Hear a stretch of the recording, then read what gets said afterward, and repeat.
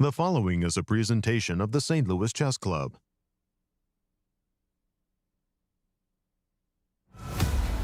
April Fool's Day was no laughing matter at the FIDE candidates in Cyprus. Caruana's day didn't go as planned, losing his game and his share of first to co-leader Javokhir Sindarov. The reigning World Cup champ is on fire. Can the Americans rebound and stay in contention? Day 5 of exciting chess, coming up next.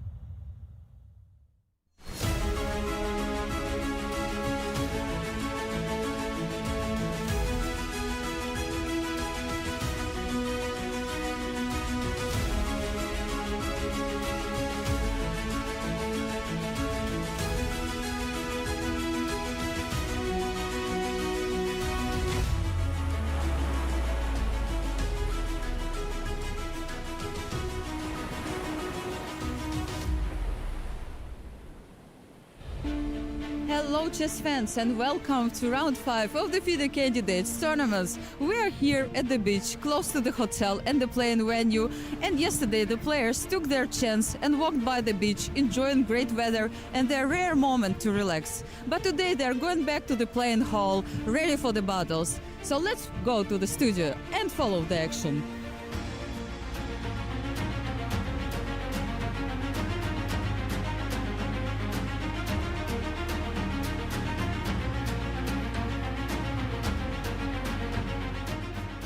Hello everyone and welcome to our show Today in Chess. I'm your host Nazi Paikidze and I'm here with the legend himself, Yasser Seirawan. Nazi, it's a great pleasure to call the action with you and Maurice. Likewise. It's wonderful. Hello everyone and welcome to our show. Well, a very enjoyable rest day. 2 questions now hang over this candidates tournament. Now, question number 1, can Fabi bounce back from a really gruesome defeat? And can anyone please stop the runaway tournament leader Sindarov? Nasi, do the honors. Tell us the results and standings after 4 rounds of play. Look, Yasser, as you mentioned, this youngster from Uzbekistan, Javokhir Sindarov, has been dominating so far. He's at +3 score. In second place and full point behind him is American Fabiano Caruana. And then there are 3 players at 50%. Simply a scintillating results thus far. And in the lady standings. In the latest, there are 2 co-leaders, Bibisara Asobaeva and Anna Muzichuk. And there's a big tie for that 3rd place, half of the field chasing the leaders. Much more constrained in the ladies. Tell us the pairings for today's round 5. Let's see what round 4 has for us. Praggnanandhaa is facing Andrey Esipenko. Fabiano Caruana playing the most solid player, Matthias Bluebaum. He's made all draws so far. Hikaru Nakamura looking for his first win in this event against the tournament leader Javokhir Sindarov, and Anish Giri playing Wei Yi. With these huge matchups, we just got to ask Maurice, where are the advantages? Well, these are big times, big days, important rounds here at this tournament because one kid, his name is Javokhir Sindarov, put some respect on his name. If you don't know him, you will now or should have. And he is running away with the event so far. And in this round, his matchup looks very good on paper for the American, Hikaru Nakamura, with the white pieces. But the position does not. As you see, white has already sacrificed, count them, 2 pawns to get this position. And here, Nakamura sat and thought for over an hour before playing his next move. Look at the clock times. He is down an hour on the clock. Game just started in the opening, and in this position, he played h4, not the best move in the position. Knight e4 is better. h4, not a novelty. I think many people will be repeating. b4 now, sacrificing a 3rd pawn. He's down 3 pawns after castles, rook to e8. He did play this move, queen to d2. The engines do not like it. Consider it inferior to queen to e1. Just a move to the right and bringing the rook into the game with that pin. Javokhir just playing like it's all a walk in the park. c5 with the edge, and he must not be able to understand. Thank his lucky stars. How am I ahead on the clock every single game? He defeated Fabiano Caruana 2 days ago, but now the same thing, the time edge. You can't do this if you're going to play against these elite players. Speaking of Fabiano Caruana, we now have his game against Matthias Blübaum. Matthias has been extremely solid so far. Fabi having taken it on the chin.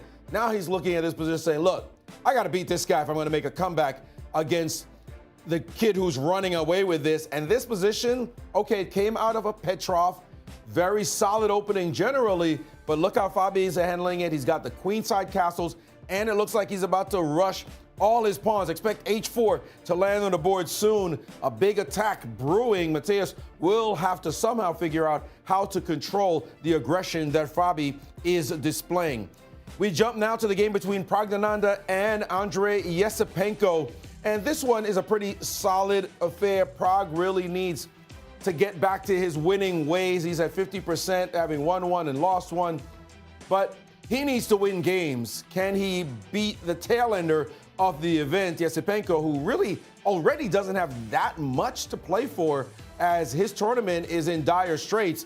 He's going to have to look to see if he can right the ship. And finally, somebody who did right the ship, Anish Giri, playing against Chinese superstar Wei Yi. And Anish, having won the last game, thinking maybe I could get some momentum going. This position they have, though, came out of a Catalan. And I'll just go back a couple of moves to this moment right here. The position seemed a little bit, maybe a little chaotic. We see that white is up a pawn, but his opponent said, give me that pawn back for a piece sack, and you'll never be able to defend this knight. You could try, but I am pounding on it, and I'm going to eventually play b6. You're going to give it back. Anish is searching desperately for some kind of advantage in this position. After all, he's up a piece at the moment. Is it there, or will he have to settle for a nondescript draw? Still, the games are wild and woolly in the leaders, from the leader standpoint, and we also have great games with the ladies as well, as round 5, the day after the rest day, is rolling on here at the candidates. Thank you, Maurice. That Sindarov game, a real barn burner. We'll keep an eye on that. First, tell us, how are we determining a challenger? Let's have a look, Yasser. The format for this event, it's 8-player double round-robin event, which means they'll face each other twice. Players are not allowed to offer any draws until Black's 40th move. Time control is 2 hours for the first 40 moves, 30 minutes for the rest of the game, with the increment beginning from move 41. We're just coming off a free day. Tell us the remaining schedule. I'm sure the players and the commentators enjoyed the rest day yesterday. Today they're back for round 5. They'll play 3 more rounds before another rest day. And in total, they're playing 14 rounds and possibly playoffs at the end of the event. Exactly. Rest day coming on a Monday. After his victory in the previous round, we got a chance to catch up on Anish, and there's our schedule, and you can see that we have 3 rounds over the weekend. And by the way, happy Good Friday. You too, Yasser. And we caught up with Anish after his victory, and he gave a nice interview with Anastasiya. Let's have a listen. You won this game. How would you assess your mental, let's say, state and your shape so far after 4 rounds? Well, I'm really happy with the win. Overall, I think the start was very tough for me. I didn't feel confidence. Lately, I'm not starting very well in tournaments, and I was worried. You know, the colors. I was hoping to. I was playing very aggressively, of course. But I realized it could go wrong. So I thought, you know, if before first rest day I'm at 50%, it's not so bad. I have some good chances. Yeah, honestly, the way the tournament's shaping up, it's going to be tough to even fight for anything, because you have some tremendous players that are running away already. I think Sindarov is on +3 and Fabi also +1. Going to be very, very, very difficult. But I just want to, for now, you know, just one step at a time. If I would lose this game, it would be really GG. And now, you know, it's I have much more motivation, enthusiasm. Oh, yeah, no, anyway, I have a lot of enthusiasm for my coming games, but now even more so. And I'm looking forward to rest and prepare for the coming couple games. Yep. And besides the challenger spot, what else? They're also playing for a lot of money. Yasser, minimum prize fund for this event is 700,000 euros. First place takes home 70,000. Second place 45. Good prizes for everyone, and additional 5,000 euros per half point earned. Very, very nice indeed. And then after a victory, you always feel a little bit better, more focused with yourself, pleased with yourself. And as Anish said, now that he's back on 50%, he can look forward to the event. I'm going to jump into the game. Actually, I wanted to start with our tournament leader because everything that Maurice was explaining, that Sindarov had just been playing all of these moves So like fast. super, super fast. Like currently, he has more than an hour lead on the clock against Hikaru. Crazy how his preparation seems to be just perfect. This position has actually been reached before, but castles is a very different approach by Sindarov. And I'm sure that when he castled, he had it in his mind that knight e4 was white's best and literally only move to keep the position balanced because white has sacrificed already 2 pawns. Instead, when Hikaru played h2, h4, queen a5 check, that's a third pawn. Knight takes b4, castles, and now, well, all black really needs to do is complete his development, get out of the pin, which he starts rook e8.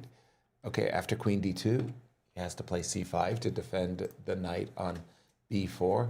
And from black's point of view, he gets to play knight e4, trade, bring his bishop out, put his rook on d8. He's got material advantage and should win the game. So Hikaru has to come up with, well, some attacking idea. Obviously, we would love to play whoop, h5, h6 in one go. Yes, but he also has the king on g1, right? Yep. And it's in the way. We need the rook to be on g1. Okay. Do we have time to change up the position, move the king in the corner, go rook g1, and then put pressure on g-file? Looking at that eval bar, seems like white doesn't have time for that.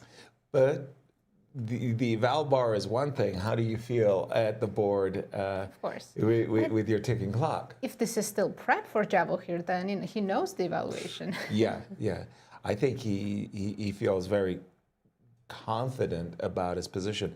Let's just imagine, in my mind, I would love to play the move knight f5, but after knight f5, maybe I'm playing into your hands, right? Now you're already eyeballing the possibility of rook takes g6. And if I have to make the move g6, I always ask myself, who's got the dark squared bishop? And that Yes, that's a big disadvantage for black. and that may mean, look, I'm not going to go in that direction. Maybe I have to go into a different direction. Bishop to d7 I like the idea of trading the white square bishops maybe on c6. makes a lot of sense. And even queen a3, provoking the bishop to leave, then going bishop c6, And then, and then the hoping to queen. go queen f3 at the end. So here we go. Maurice, I mean, it's getting late early for the field. If Sindarov is not stopped, oh dear. Yeah, I love that term. It's getting late early. Players have to get the job done against him. But you know how it is. Sometimes you just feel like the wind is at your back and you don't slow down. And it looks like his preparation has been sterling every single game. Now, this game, Hikaru made a mistake. Well, he made a couple of mistakes. First of all, h4, after a long think, over an hour, by the way, was not a good move. But, okay, if you're going to get compensation in this position, you need to play some really precise or super engaging type moves. I'm going to use that word because right here, the move queen to e1 instead of queen d2 was a better move than queen to d2. You may say, well, why? You're leaving a queen on the back rank. You're not connecting your rooks. It's pretty natural to play a move like this one. The thing is, we understand what this move is about. Grandmasters like to make moves that have more than one point. This point is to attack the knight, right? Develops the queen and prepares to bring the rook into the game. What could be more natural than that? A multi-purpose move. Well, he had to add another purpose to the move with the move queen to e1. And what was that? You're doing all the same things. You're bringing your rook to come into the game as well with this move and attacking the knight. But you're also preventing the natural trade of knight to f5. This move would not be playable later on. Let's say after c5, I play rook d1. This is the move that Sindarov really wants to play. Trade more pieces if possible, but it's not possible because the queen went on the E1 square. A super deep move to play. It restrains your opponent even more so. So that would have been the right way to play. Instead, he did play the move queen to D2, and now he sees C5, and he's sitting there scratching his head. It's like, where's my comp? Exactly how do I do this? Because it ain't the same. Rook to D1 now is answered by knight to F5. And yes, you have to trade off here, but you didn't have to allow this line at all. So Naka, once more in a deep think in this position. That time he spent, as I said, a tremendous amount of time. And we have the graphic to show you here how much time on one move 13. And you see the bar. We don't see the time on the other side, actually. So I'd like to get the graphic to show that actually the time comparison. But you see the bar. I can tell you very specifically that it's 67 minutes and 44 seconds that was spent on that move. An hour and 7 minutes on a bad move. Long think, wrong think, we always say. And also on move 13, that's very early to take such a long thing. Absolutely. And again, the time control, the players are not getting that 30-second bonus. That kind of... Not until move 41. Yeah. And the way this game is going, everything can be decided before move 40. It's a shocking thing. I'm just having some fun. And I love the bar on the left, the chess thermometer, if you will.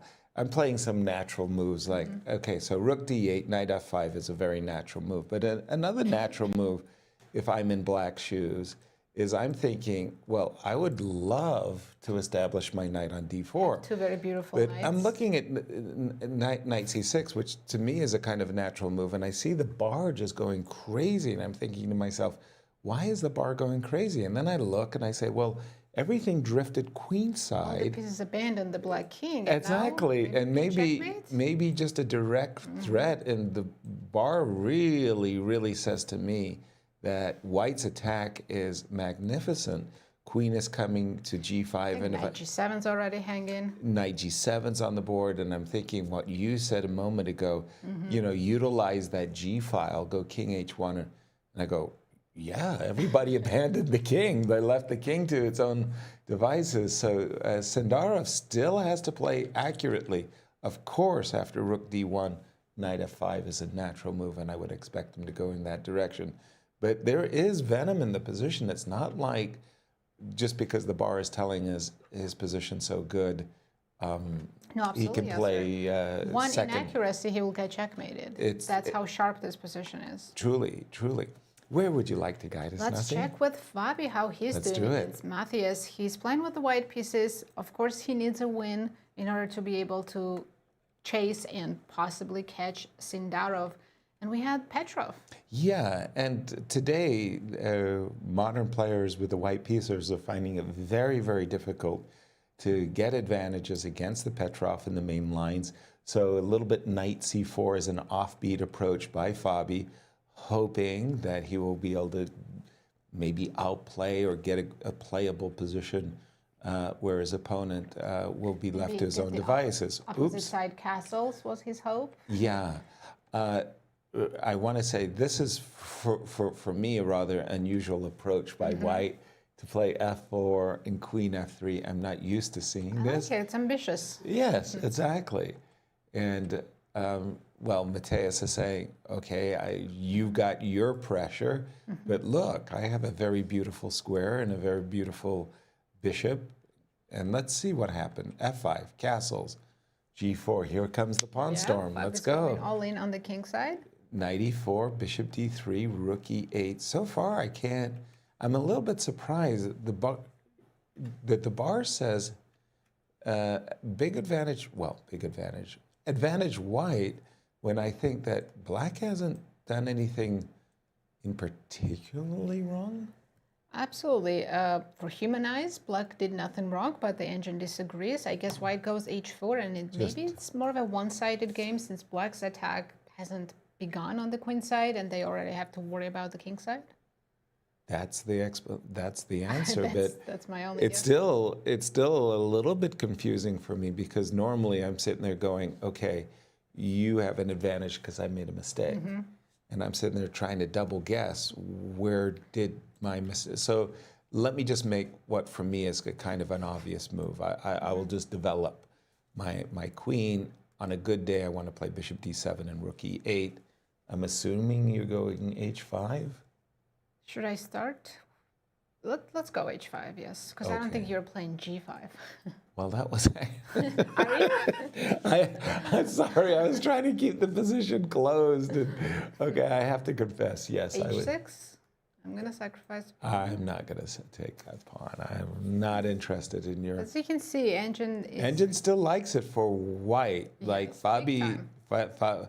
Okay, but queen f4. I see your rook point. Everything looks f4. closed. You have two bishops. Well, unless you have some Maybe beautiful. knight f1, knight g3, knight h5, something like that. Wow, that's a beautiful idea. It's And I do have time because, like I said, white's king seems completely safe on the Exactly. queen side.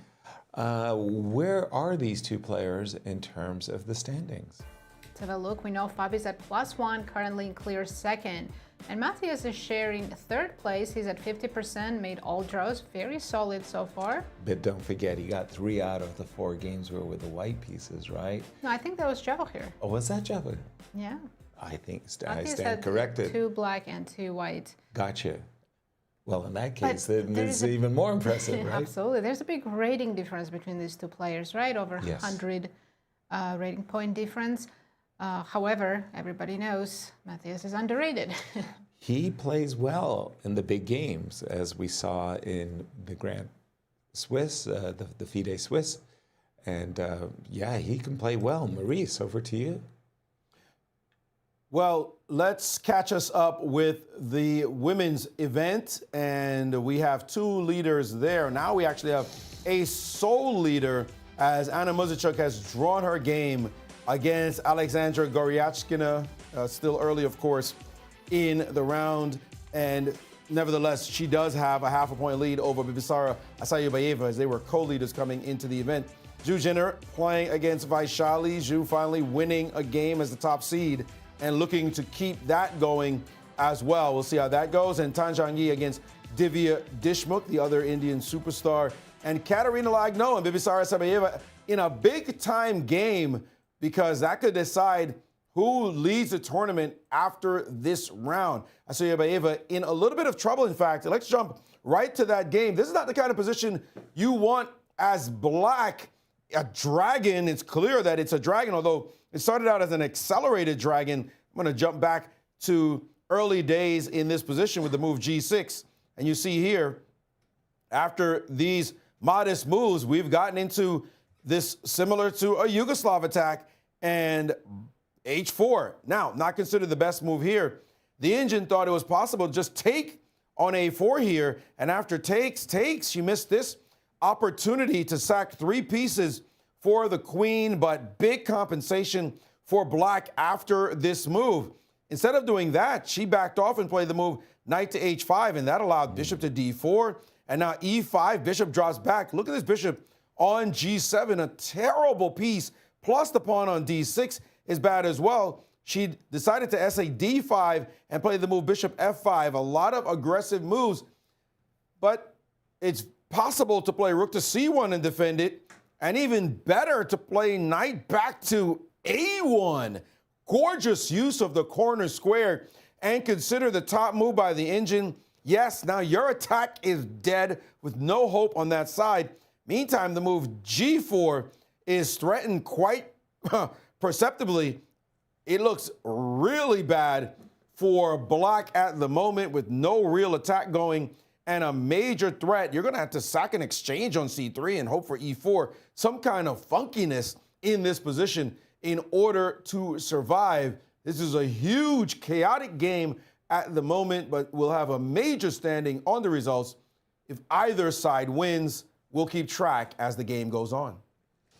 Really double-edged, super sharp. Thank you, Maurice. Absolutely. I've been focused on the game of our tournament leader, Sindarov, who, with the black pieces, He's taken all the pawns, and he's facing what I think is a pretty clear attack by White. White's got this big dominant bishop on d6.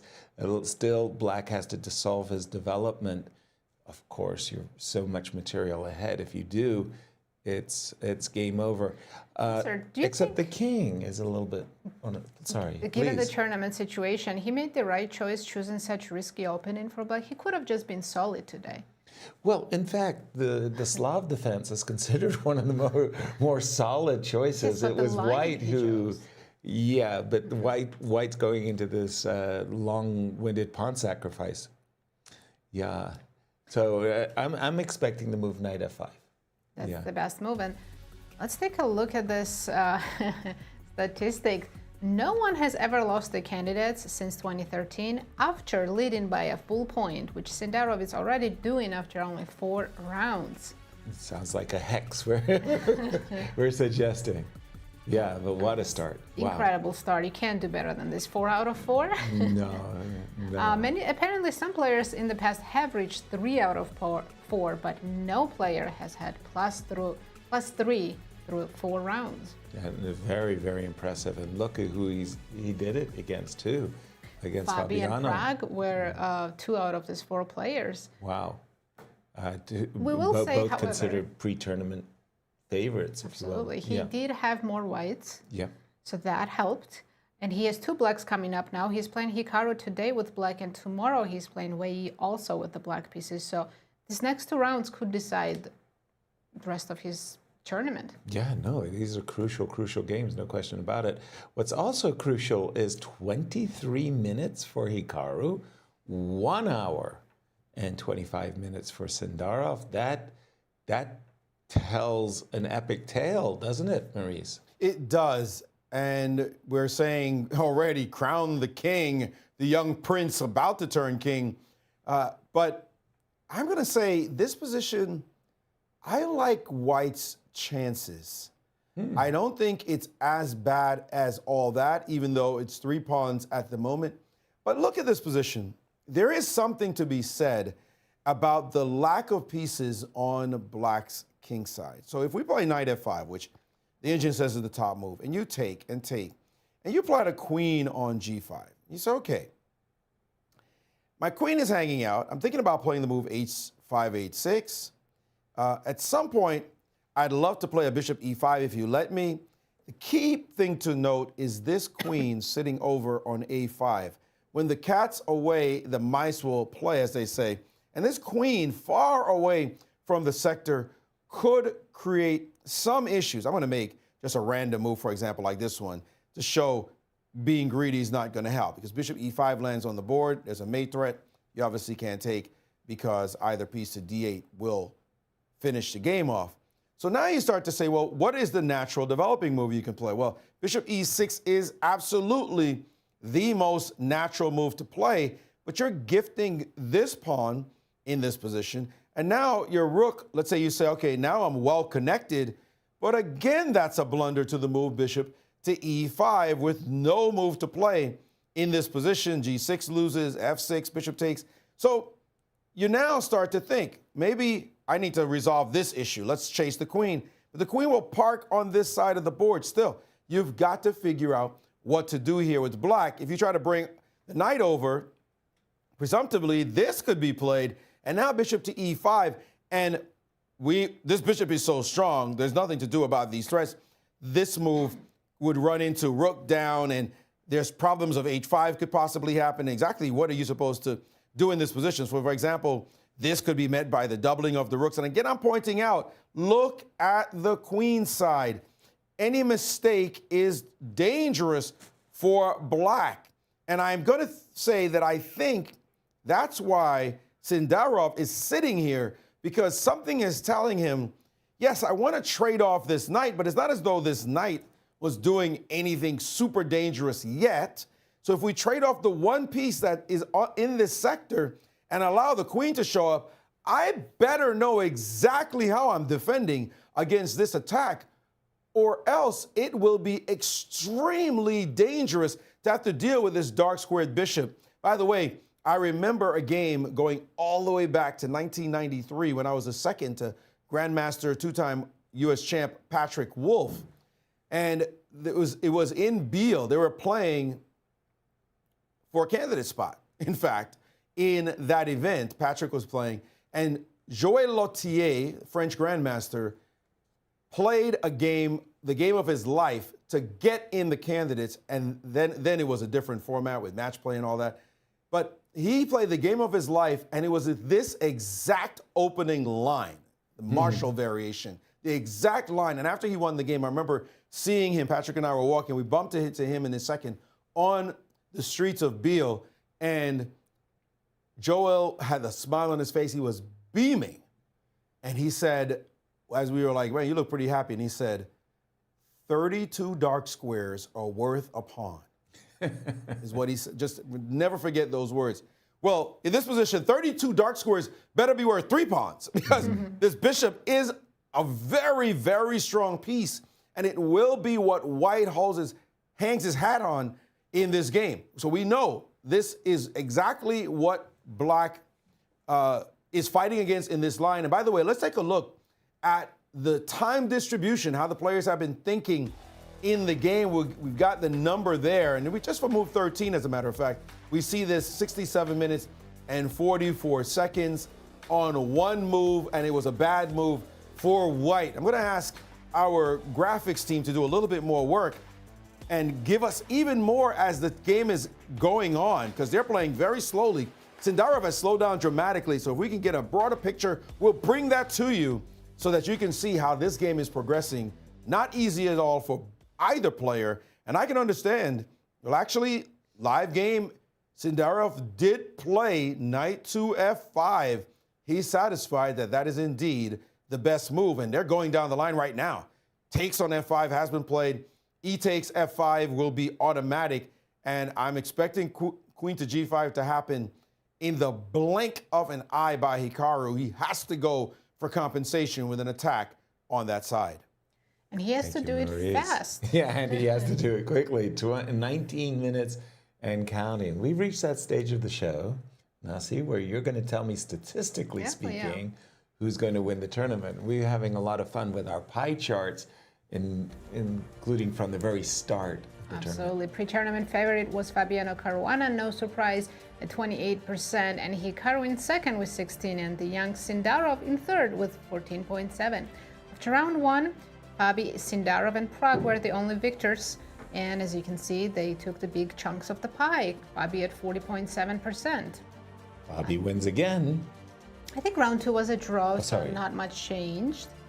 Then we had round three, where That's Fabi what and I meant. Sindarov won. And then it was 53%. Yes. 53 against Sindarov's 26, while the rest of the players falling far behind. So they got the lion's share of the winning percentage, and whoops, round Look four. At that swing. Wow, Sindarov now at 46%, Fabi at 31. Still great chances, and Anish in third with almost 8%. But if Hikaru today defeats the leader, the pie will completely change. It's a whole different story. I'm looking at this position, and especially after the move Queen G5, because essentially that move, I find the move Bishop E5 terrifying. And Maurice has been showing us some very nice variations where the move Bishop E5 would win thanks to Rook to D8. Check and mate, as well as queen takes g7. I was dissatisfied with the move h6, again, because of what Maurice had been telling us. So I'm thinking, well, it's very natural for me to play a move like f6. I'm assuming the queen drops back to g3. And I'm sitting saying, this knight is not doing any Let's take it. good for me. I want to just put my knight on d4. Okay. I think that forces white to trade. Because exactly. If the knight comes to d4, where is white's compensation? It doesn't exist. And by the way, knight e2 and all kinds of nice things. Has to be taken. That guy's got to die. I agree. Takes. And then I'm sitting there saying, well, you got to play rook to g1. You got to move the king. Got to go move the king, and I'm assuming. I mean, you could also try including h5, h6, but We know it's going to be met with g6. Yeah, I wouldn't be fearful of this, and I would be a little bit fearful that as soon as the bishop pops out, okay, you got your more bishop pawns. on, it's kind of funny, you got your bishop on d6, but you really want your bishop on h6. Right. I've got a bishop on c8 as black. I really want it on d5. Sure. Because once I'm on d5, I'm cooking with gas. I've got the king side and the center all messed Yes, up. a bit of a surprise. Hikaru played queen f4, not queen g5. Okay, we'll just finish this and we'll jump to the game. But I was thinking king h2, and I was thinking a6, defending. Oh, that's a nice idea. But I can play bishop c7 and not let you use your I'm idea. a pawn grubber. How many pawns are enough, Yasser? That's four. It's never enough. I think James Bond, enough is not, the world is not enough. Rook g1? Rook g1, g6. You're going for the fifth one as well, right, on c4? Yes, yes, no, seriously, definitely. I want to play rook e4, but not allow rook d8. When we talk about Hikaru, we really have to admire his extraordinary resilience and his ability to bounce back. Absolutely, and he showed that in Toronto, the last candidates. Best comeback in candidates history. In 2024, he started at -1, 1.5 out of 4, just like right now. Right. And he ended with a +4. Remarkable. And was that close to becoming the challenger. It came down to that last game against Gukesh, where he was white. Gukesh drew the game, won the event. But if Hikaru had won that game, guess who would have been the challenger in 2024? So it was a huge comeback. If anyone can come back, it's Hikaru. Today, he's in that situation where he needs to come back in the tournament, but also in this game. Yeah, but let's try to understand what he was thinking about when he played the move I think Queen f4 as he opposed didn't to want Queen f6 with a tempo. I think that's my guess, because ideas are still the same here. He's still putting pressure on the king side. He's still going to play king h2 and rook g1. Okay. But you don't have time for f6 because it's not a tempo move. So do you think black should go knight c6 right away? Knight c6, yes, always. I'm just still trying to understand. You know, it's weird. If you're going to play king h2, play king h2. But then knight c6, and you can't take the knight. Because the queen trade comes with a tempo. Okay, so king h2, knight c6. And then you're either letting my knight go to d4 or you're trading queens. Gotcha. That was why he felt he had to play queen f4 first. So on queen f4, once again, the intention is after knight c6 to trade it? I think we have to. Okay, Maybe he wants to play bishop on e5 while he can. Okay, You're still going to play f6, aren't you? Unless you've got some... Maybe I can take. Let's calculate. Take and king h2. Okay. Scary, scary days. This is terrifying. Yeah, but hold on. I'm looking at the bar on my border. It says it's winning. I think it's a rook e4 tempo move that is. Oh, thank you. I'm sitting there. I want to play queen c7 to defend my... It's still okay, maybe king h2 was actually bad. Let's play king h1. Because there's king h1. Queen c7 check in some lines now that I'm thinking about it. So now if you go rook e4. Okay, I'll do it. Want to play rook g1 check? Look at the bar. Oh my gosh. That king on h2 versus h1 makes all the difference. King f7, queen h6. And So before he had that queen c7 check. gotcha. Now that's gone. How do you avoid getting mated? Seventh rank? I'll believe the bard is telling me, yeah, you're not avoiding checkmate. So what do you do after king h1? So king h1, not a... Am I back to playing this silly move? But it's too slow. No, it's way too slow, because check and queen h6 is actually scorched earth. I think you have to play queen c3 just to defend the f6 square and quickly come back to the center. Sensible. And by the way, threatening to trade queens. And once I play rook g1 check, you're also threatening some kind of mates. But here's the important question. Do we go to f7 or hide on h8? Wow, this allows a perpet. Oh, queen c7. There's queen c7 and rook g7. So I have to go king h8, apologies. But again, now there's a counter threaten the So rook position. g3? Yeah, but queen e. Oh, Oh, queen there's rook e5. e1 check. Rook Rook e1, e- king h2.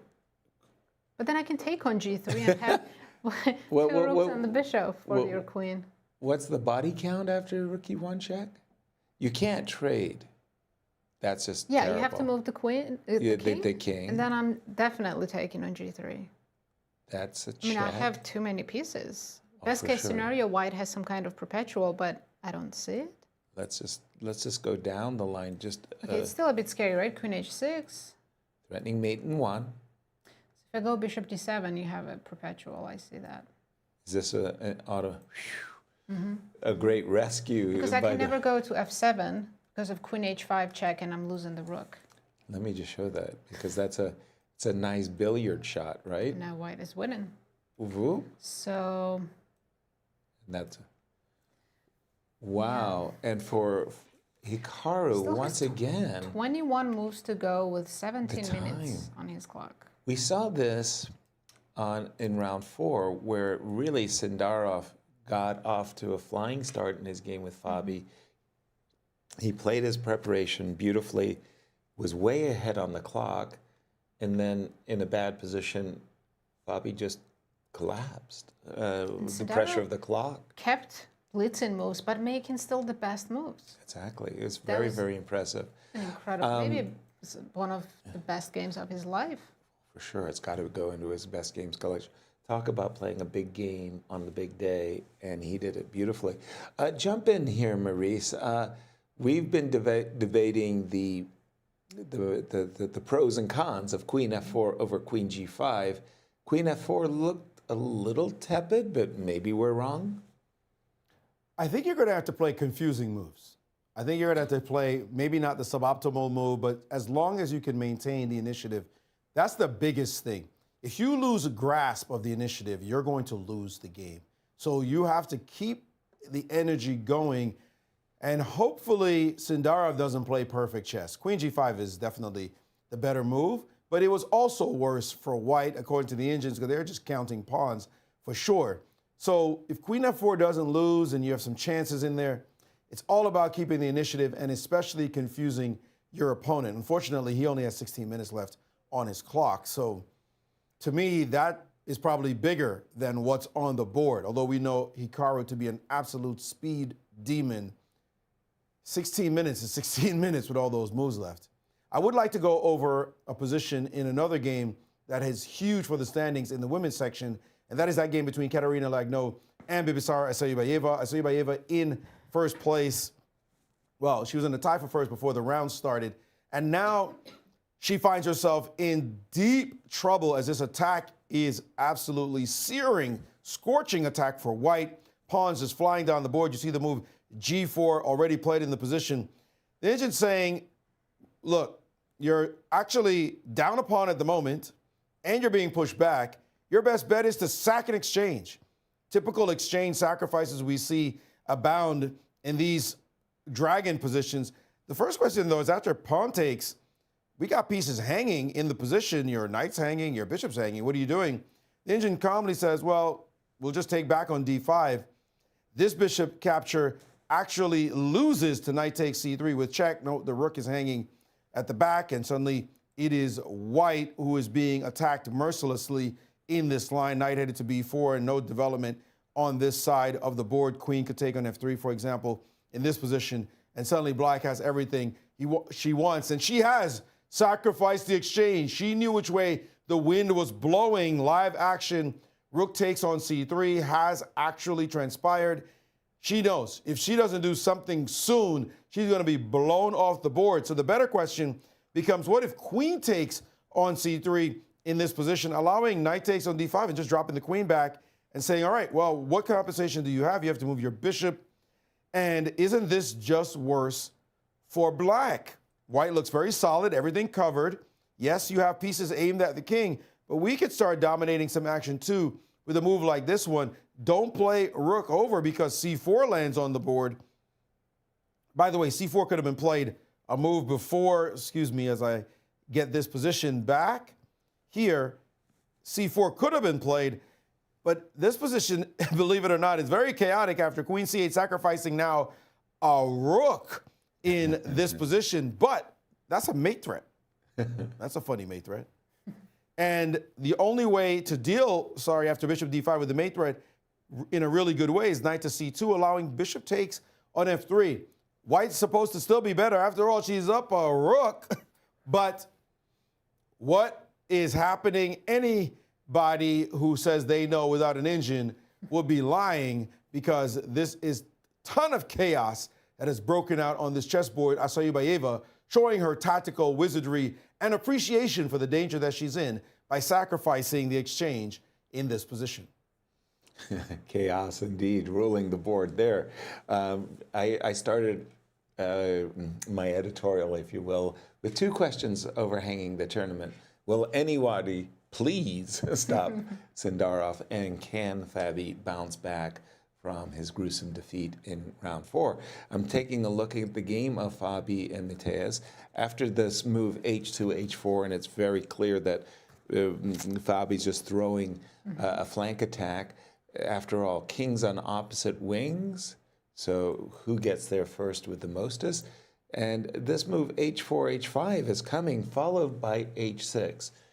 We had a little chit-chat over what was going on, and the threat of h5, h6 ended up disturbing the bishop. Well, Matthias said, you know what? Since you're going to play h6 with tempo, let me get my bishop out first. So the idea, his idea is very clear that after h5, g5, there's no tempo gaining h6 anymore, and that makes a big difference. Because if I play h6 now, you'll play f6 and everything's closed up for good. Yeah, then it's just like, okay, thank goodness we shut the door on, any opening. Now maybe you have to change. Here on the king side. Yeah, change plans or something. But I'm sitting there thinking that, okay, just pause for a moment. I'm not a big fan of the knight on e3. I mean, I would love to play knight to g4 to f6, and stuff like that. So I started thinking, should I play the move g5 until I get smacked in the head with rook f4? So then I go, okay, can I take advantage of your rook on e4? And I find myself drawn to the move knight f1. So what's the idea of knight f1? Is I want to force a trade. Oh, and you're also tricking me. I want to play queen d6 to stop you. Yes. Then you'll play h5 and I no longer have g5. Bingo. That will force the opening. If Fabi, okay, let's just put some move on the board. Queen d6, yeah. But if Fabi could ever achieve the opening of the H file, just forget about it. I mean, you don't even have to, Bobby said sack, sack, mate. Here you're not even sacking. It's just going to be mate. So that's what Matthias is facing, I think, not after H5, but I think knight F1 as a prelude, and definitely playing for knight G3. Still feels like Fabi is enjoying the initiative.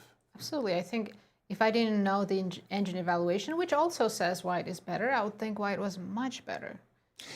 Yeah, I've got my experiences with the Perk and the King's Indian, and it's sort of like, well, when I have a fianchetto bishop, I feel a lot safer. So I wouldn't discount, Black's position completely.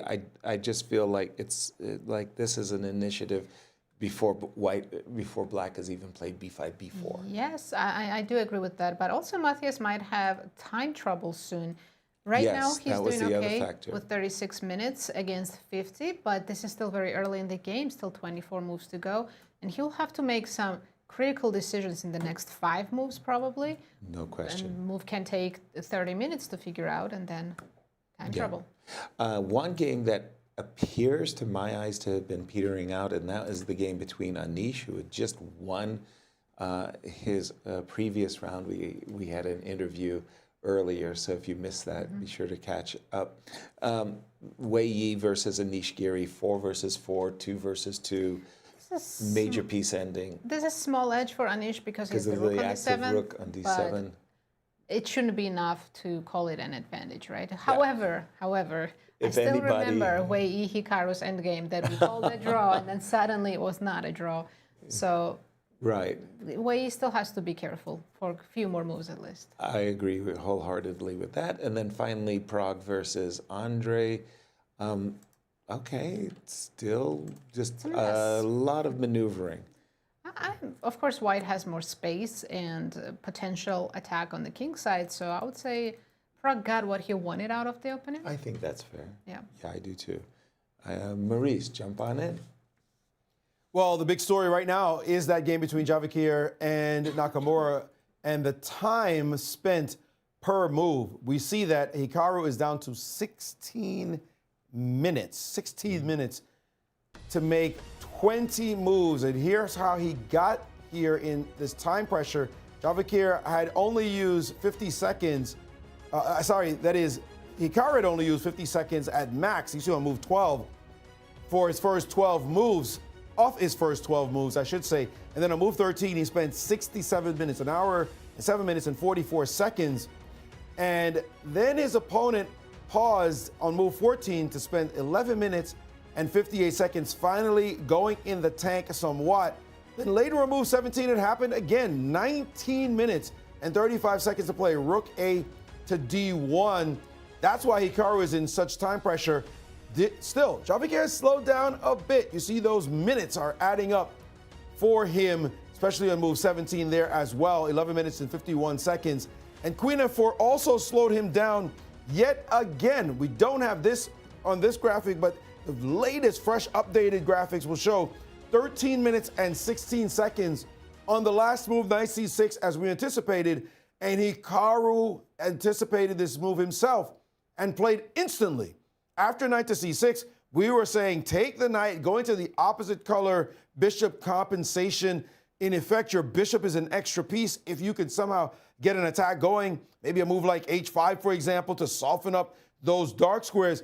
Hikaru, as soon as the knight landed on c6, had been considering that move as his main move and immediately played king h1, no thought whatsoever, and has pushed his opponent back into the think tank.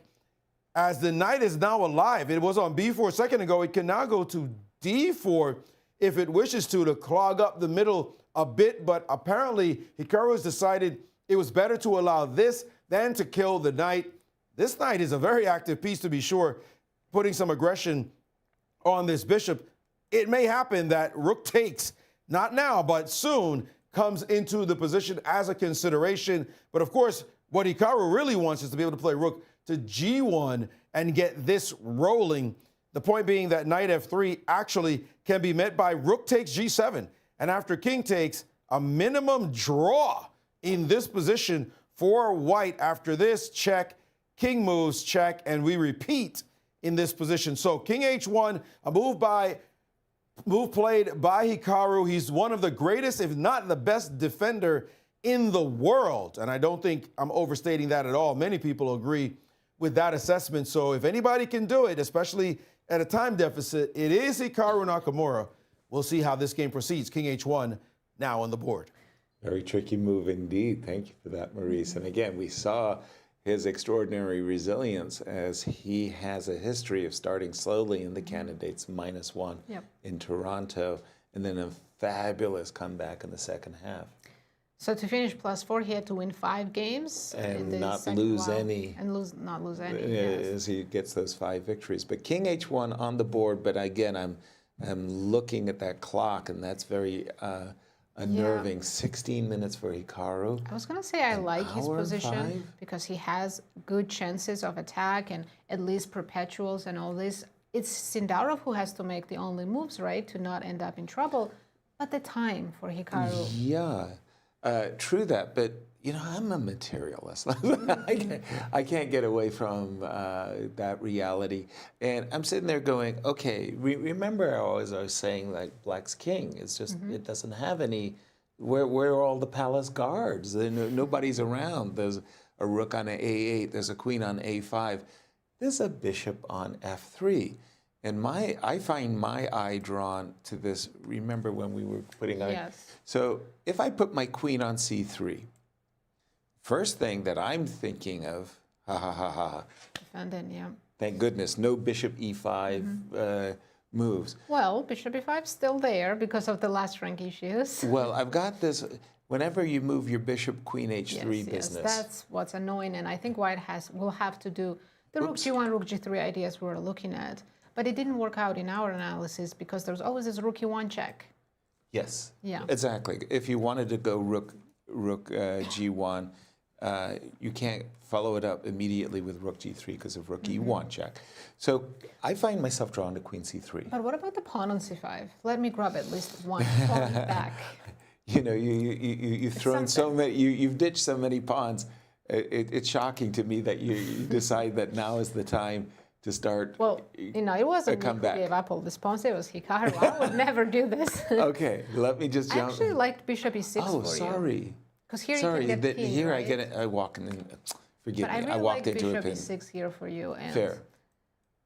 Developing bishop, connecting the rooks, no more last rank issues, and yes, you are Safety, looking at c4 safety, as well.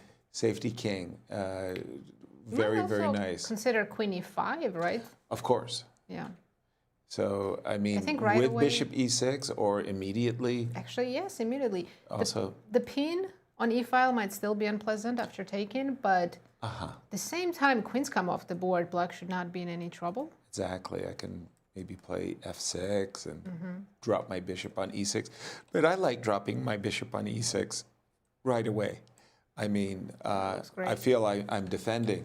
So for me, knight d4 makes a lot. Well, after king h1, I start to get worried about these rook g1, rook takes g7 sacrifices. Just as Maurice said, Right. Hikaru could find himself in a situation where he has at least a draw.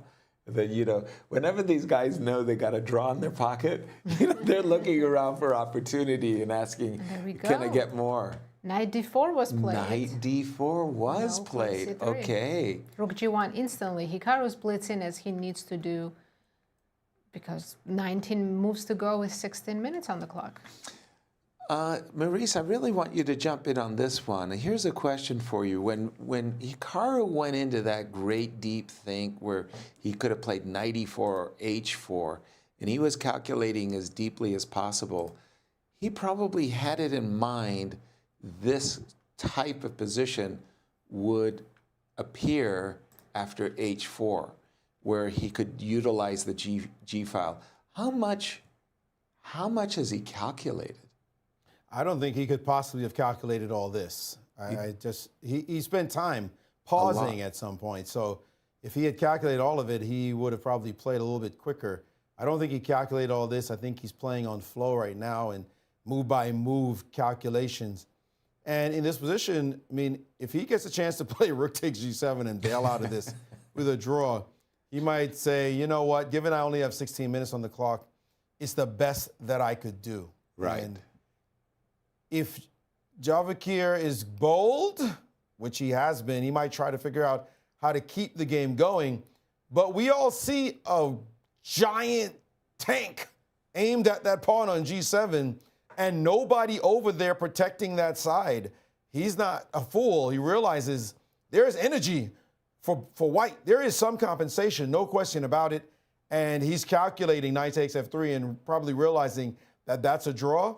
Yeah. I think he's going to, I have a feeling, even though he's that much up on the clock, I think he's going to go for this line.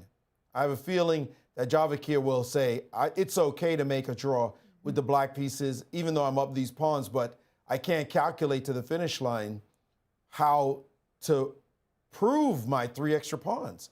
Because after all, your king is all by its lonesome self right now. Yeah, here's the point, though. Sometimes you get this feeling like the door is wide open, opportunity is knocking. Can Sindarov play a move like knight e6 and or g6 and say, look, you're the one who has to prove your compensation? Because 3 pawns and you've got 15 minutes on the clock, he could seal the deal with a win? With the win, pretty much. But Wow. what would you do in this situation, Yasser? Of As course, black? he can't see the engine evaluation No. that after g6 he's much better. Yeah. Would you No, take the risk and continue playing? I would take the risk, but the question is, how would I take the risk? There's no way I'm allowing rook g7. But at the same time, like every fiber of my being is hesitant to play the move g6 when I know you've got h5, queen h6, bishop Some rook e5. d4s. Yeah, rook d4s kind of thing. So I find myself going knight e6 and looking at the possibility of playing queen to c3 and let's go in this position. Again, why is this game so absolutely critical to these two players? Well, take a look. Yes, after 4 rounds, Javokhir Sindarov is in clear first, leading with a full point. And full point just ahead one player. Oh, yeah, everybody The else rest is of the players, it's 1.5. right. If he wins again, knocking Hikaru, our top seed, who's already in the bottom half of by the the field. way, if Hikaru loses, that's also GG for him. As Anish said, I'm borrowing this from him. Exactly. GG. Hikaru can't afford to lose, and Javokhir, if he wins, of course, no one has had 4.5 out of 5 in the candidate's history. Wow, that's just extraordinary. So opportunity, g7, g6, dangerous looking, but it might be the right way to go. Knight e6 is another move. I don't know if I would, I feel like sometimes when my opponent takes so much time on the clock, I don't want to let them off the hook. Yes, that's maybe true. it's a It wrong all approach. depends on how he feels about his king situation. Does he feel Exactly. safe enough to continue with g6? Or if he's really worried about it, he will calculate this draw and just take it. Exactly. Is there Checkmate in a couple of moves, apparently. Rook g7, Yeah, I was about to say, I saw the bar go straight through the air, queen g5. Let's see, where is the mate? and Yeah, there queen it is. f6, right? It's just simple. It's just very simple. And whoops. g1. So rook g7 is absolutely a bone crusher. So we absolutely have to stop that, either with knight e6 or with g7, g6. I didn't, I'm fighting my, bias of creating weaknesses in my camp. But can you jump on the dark square through Yeah, bishop bishop e5 e5? and on knight f3, bishop f6. I'm curious how black Woo. doesn't get mated here. Wow. How black doesn't get Well, mated. queen b6, there is rook d6. Huh. It's not that obvious, right? Well, I mean, If you go rook e4, I've got queen h6. You've got the beautiful mating pattern that we all know so very, very well. And I'm also using the weakness of last rank. If you lift your rook like rook e6, there's rook d8. Okay, just a second. Hold Oh, on. but my other rook is hanging. So you know what? Black can just give up the queen again and take all the rooks. Tell me how. I was looking at rook e6 here. Yes, taking the bishop, attacking the bishop. And when I side. give rook d8 check, Yes. you just take it. And now we have about that. bishops of Black has opposite colors. So much extra material, they can just sack the queen. Oh yeah, this is just bishop d7, and who's gonna checkmate whom? You're going to be the faster. Yeah, on this the, looks terrible for white. Yeah, I don't get to put my bishop back on f6. Well, that's pretty straightforward right there. If I can play rook e6 and just trade off my queen on a5, which has been actually literally out of play the whole game. So that's He's a played big g6. answer. Sindarov says no draw. Well, if Hikaru wants a draw, he has to find another way. Yeah. Sometimes you just got to tip your hat This and guy say is not afraid of anyone or anything. that's a brave decision, but it's the right decision. Objectively, for, right now, yes. if the clock times had been reversed, Then no, of course not. I would be playing knight f3 rather quickly and Two saying hands. draw, draw, draw. But because Hikaru has so little time on the clock, I would push for more as black. So now Hikaru has to come up with some brilliant idea, Maurice. Yes, and I got to say, in terms of the mindset, okay, the confidence of youth. All right, we know Right. that. He must have that attitude. But there's also his team who's saying, okay, if there's a draw, you play solid, okay, you get that and walk out of there, it's okay with draw. With the black pieces, that could be the way the old school might suggest. And, you run out of there. After all, you're +3 and you get another draw against the top seed in the tournament. You already beat the top player. You'd be feeling pretty good about yourself. I love the fact that the idea is play the board. What is the actual best move? Keep the attitude that you need to just keep playing. It's like when you need a draw, but you don't play for a draw in any situation. You need a draw, but you keep playing the best move and don't act like, oh, should I trade pieces off and get that draw? So he decided to play the move G6, and the engine's top move is to sack an exchange in this position. Rook takes, pawn takes, and go for this. This is a whole lot of sacrificing going on in order to get this position.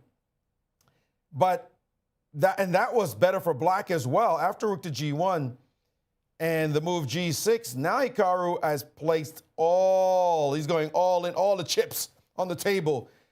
The bishops are trained on these diagonals. You see that bishop on D5 is now an active piece in the game.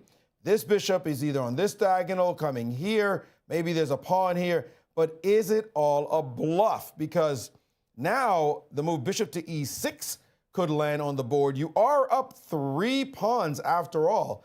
So what you need is to just get some stuff, give some stuff back at the right time and trade off all your opponent's attacking pieces. This does give back this pawn, and I am a little stunned by this engine move, bishop to C7, giving back an exchange. Well, not quite, because queen B4 attacks the bishop on B1. Now rook over, and the position's just getting ridiculous. It's getting chaotic. You could take here and give the exchange back this way, or you could play some sick move like knight to E2. The only plus for Sindarov in this case is that he has so much time on the clock that he can actually shoulder the burden of this challenge and say, I'm going to just start calculating like crazy. I'm the one up 3 pawns. His attack does not look like it's landing after all. It looks dangerous. I have to deal with the dark squares.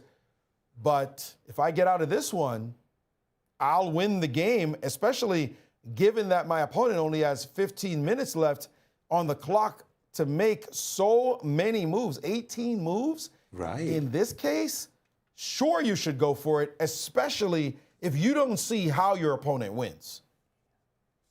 And Maurice, I have one question for you. I do see the eval bar says black is much better. What is the number that it's given for black? Minus 3.84, almost 4. Almost 4. Oh. Okay, that was mind-blowing. I always thought it was -2 or something. -4 is just game over then. Yeah, that's But look at the variation. huge. I played the top moves of Yeah. the engine just now. Those are not easy variations to play. Yeah, at all. yeah, they're sharp.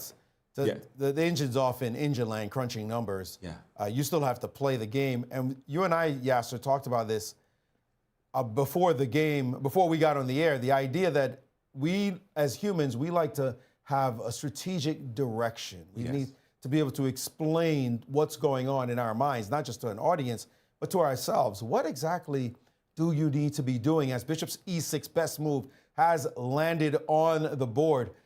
And when you look at the position and you see that you have to calculate move by move by move by move, it becomes much more difficult even for top GMs to evaluate. As far as Sindarov is concerned, he's looking at it going, there's something simple. I'm up 3 pawns. I'll give 1 back. I'll even give 2 back. But your king is very weak. And if I could somehow someday get rid of your dark square bishop, you will have no compensation. That's going to be the aim. Even if I have to give up an exchange for it, that dark square bishop is the star. Once that bishop leaves the board, you will have nothing. You'll just be dead. So look at that to be his main strategic aim, if he can ever get there as he tries to navigate the wild and woolly complications.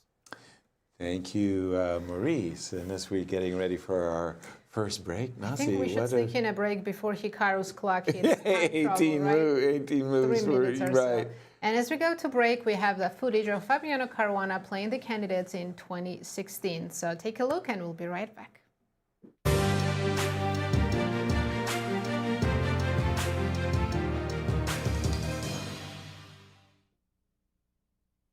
In March of 2016, 8 of the world's best chess players gathered in Moscow for one purpose: the right to challenge the world champion.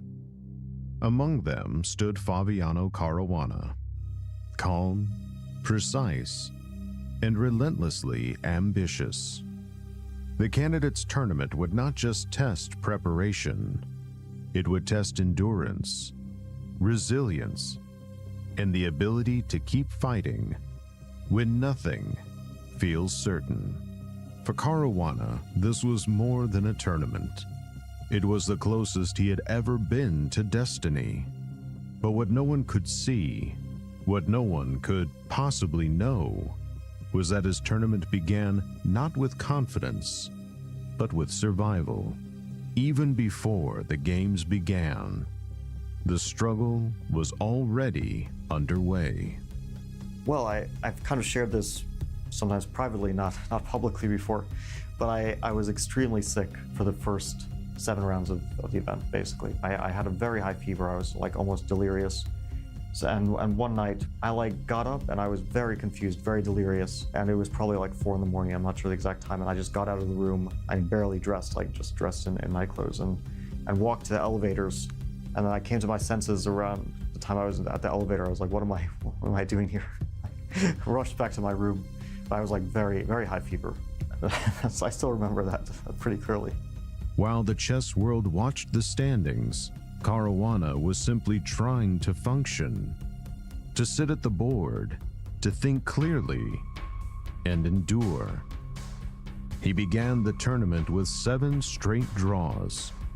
Not the explosive start of a challenger, but the quiet persistence of someone refusing to fall behind. Somehow, during the tournament, I was fighting well. It was actually one of my better, I think, psychological approaches to the candidates that I've had. There were mistakes, missed chances, moments where the margin between victory and draw slipped through his fingers. And then, something shifted. After 7 rounds of holding on, Caruana finally broke through. And with it, the entire tournament changed. So I started with 7 draws, and then I won these 2 very crucial games against Hikaru Nakamura and against Vishy Anand. And I think the game against Hikaru is probably my favorite from the event. I played a double-edged line against his Berlin. I knew it really well. It was like good preparation. It was a strategic position, and I outplayed him. And that really started to set my pace that I could start to fight for the first places. For the first time, the tournament opened up. The fog of illness lifted, the rhythm returned, the confidence followed. And suddenly, Caruana wasn't just surviving anymore. He was contending. Against Anand, he struck with preparation that landed with precision and force. It pushed him to the top of the standings, tied for first place. The dream was no longer distant. It was immediate. It was real. But the candidates is never a straight path. It is a test of accumulation, of pressure, fatigue, and moments that linger longer than they should. Opportunities came and went. Games that could have been won were drawn. Positions demanded perfection and offered none. And still, round after round, Caruana held his place at the top. Heading into the final stretch, the tournament had narrowed to a single storyline. 2 players, 1 place, 1 chance at the World Championship. I got very close to qualifying, and it came down to the last round. I was sharing first with Sergei Karyakin, and I had to beat him because the tiebreak situation wasn't in my favor. Winning on demand with black pieces against a top player is borderline impossible. And yet, there was no alternative. I mean, I was just trying to pump myself up that it's possible to do this. You're just 1 win away. I don't know if I fully believed in it, but I mean, what can you do in that situation? You kind of have to win. So he chose to fight, not to equalize, but to create a game that couldn't be controlled from the start. And then the rest was just like thinking of something to play that he wouldn't be able to sterilize the game from the very beginning. And we came up with something that actually worked out okay. I mean, the game didn't go straight to a draw. It was a complicated position, but he played well. I never got any realistic chances. It stayed balanced basically up until like move 40. For a moment, it held possibility. And then, as so often happens at the highest level, everything came down to a single decision. I made a blunder. I thought that the move I was making was very good for me, and I got a bit overly excited, a bit too emotional in the moment. I thought like now I'm getting serious winning chances, but just like one miscalculation, and instead it was actually a losing move, and I lost the game. And just like that, it was over. Sergei Karyakin became the challenger for the World Championship. And for Caruana, the dream ended in the final round. By every external measure, it was heartbreak. A missed opportunity at the highest level of the game. But his reaction was quieter, more measured. I even heard this from one reporter, thought that it would affect me very negatively. And I somehow didn't feel it so much. In hindsight, of course, yeah, it was a close call. And at the time, I wasn't like super disappointed. I think that was good, probably, that I didn't let it get to my head too much. Because beneath the result, there was something else, something more important. Growth. I mean, it definitely taught me how to prepare better for the next candidates, because our preparation before 2016 was very amateurish. It was like 1 week, barely working on openings. Some lines we prepared were just bad. Like the preparation wasn't at the level it should have been, but somehow during the tournament I was fighting well. That is the story of Moscow 2016. Not perfection, not dominance, but resilience. A player who began the event barely able to think clearly, who endured 7 rounds without a win, who rose, fought, and reached the final round tied for first in the most demanding tournament in chess. And although he didn't win, he proved something far more important. That he could carry the pressure, that he could stand at the edge of a world championship and belong there. 2 years later, Fabiano Caruana would return to the candidates tournament, and this time, he would be ready. Because in 2016, through illness, missed chances, and one final miscalculation, he learned exactly what it takes to reach the summit and what it takes to stay there.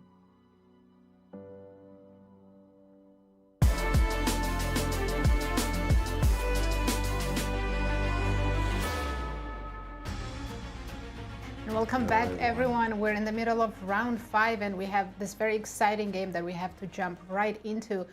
The tournament leader, Javokhir Sindarov. He's playing like a man on fire. He has been playing all the most accurate moves. It's really extraordinary to watch. After the move bishop d5, there are a lot of ways for black to go wrong.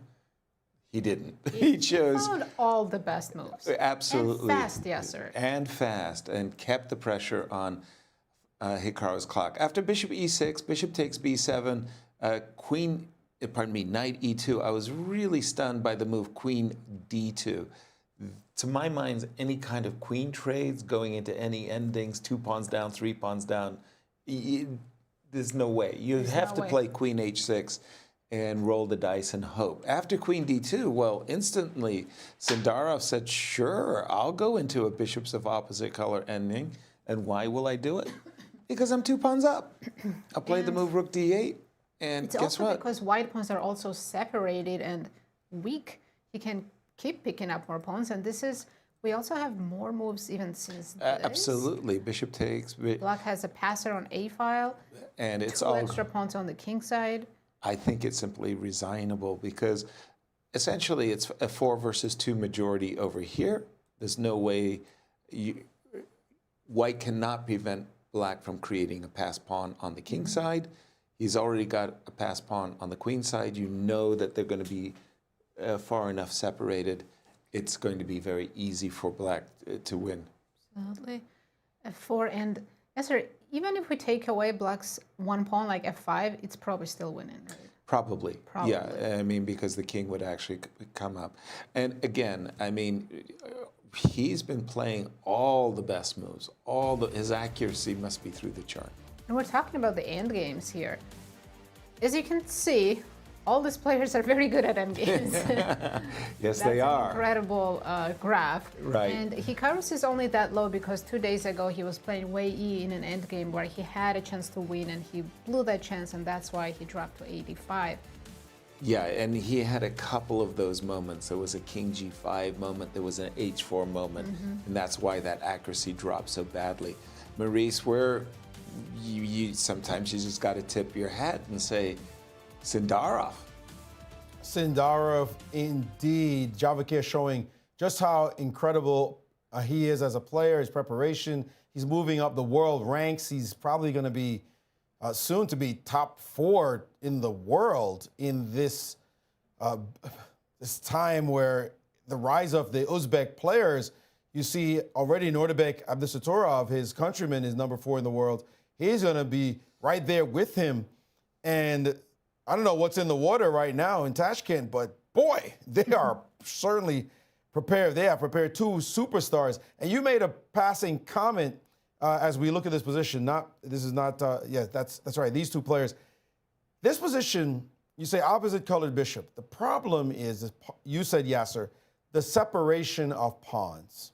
Yep. And it's important to note the typical pawn separation. If you took everything off the board, if you could remove a bunch of pawns, this one, this one, this one, and these 2, and left black with only 1 pawn, the principle is 2 files. This pawn should be here. If you get 2 files apart, then you should be winning. Now, there may be some drawing chances because it's the wrong color pawn to this bishop.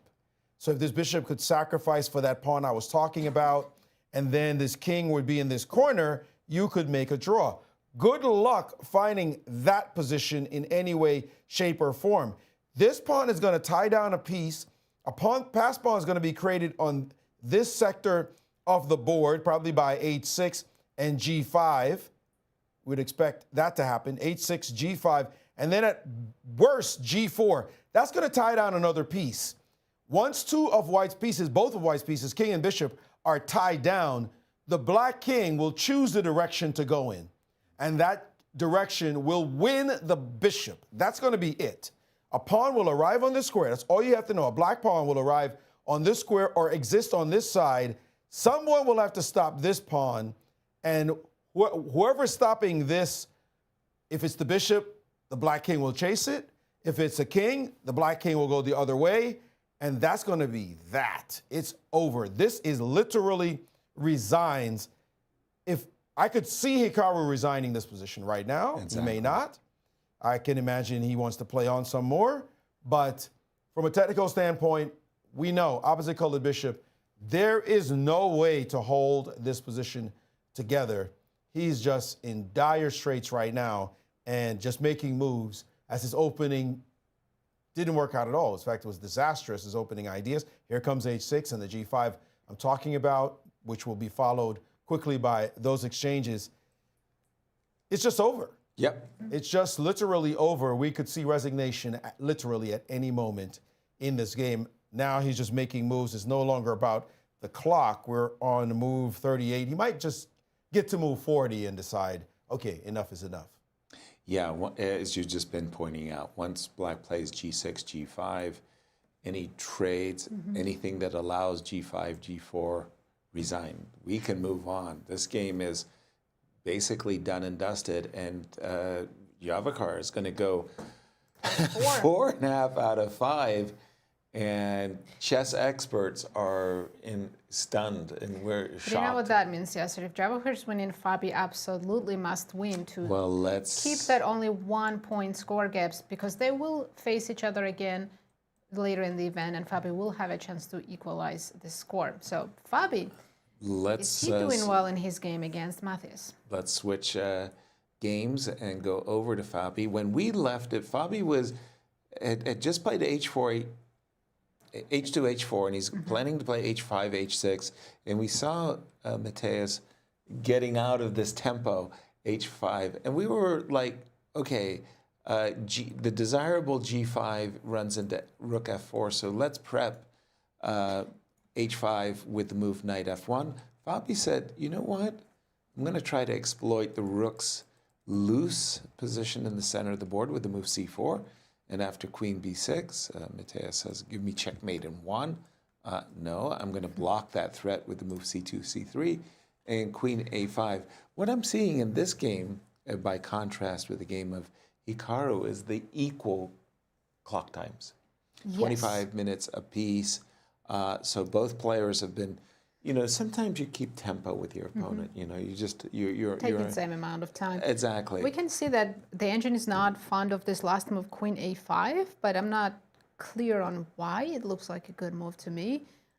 Queen Makes takes a lot of a2. logical sense, but it must be something very specific. Maybe white just goes h5.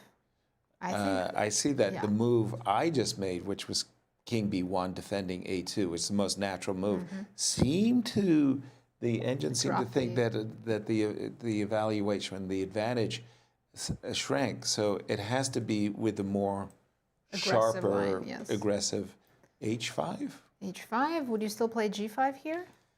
Well, think you have in to, my right? mind, anytime I'm allowing hg, I lose. Yeah, So, it's whether or not you include rook f4, but yes, g5 has to be played sooner or later. so now this is where the engine says, now right here, Maybe we've there's got some tactics like take on d5. Okay. But I'm hearing that we should... We're about to see the end of the I think Hikaru they game. reached We're move just 40, going to. and after move 40, Hikaru has really no hope. And we'll probably see resignation very shortly. Javokhir made an interesting decision to get You it would have past played g4, H right? pawn. I would have played g4, 100% end of story. But guess what? Hikaru had seen enough. g5 takes h4. It's official. It's official. Hikaru resigned, and Javokhir Sindarov takes down world number 2 with the black pieces. I think actually It's that was a good decision too. It's just you pick your poison. What he's done is he's created a protected pawn, a protected square for his h pawn. You're not going to pick off the h pawn, so he's just made the board even bigger.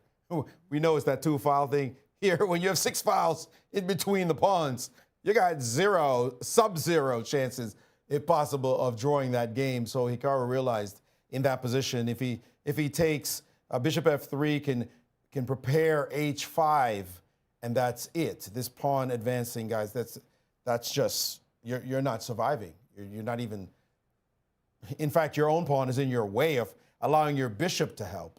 So it's just absolutely over. There was no reason to make another move. He knew that a long time ago. h4, and guys, I know you picked Sindarov to win. No, we didn't. Yeah.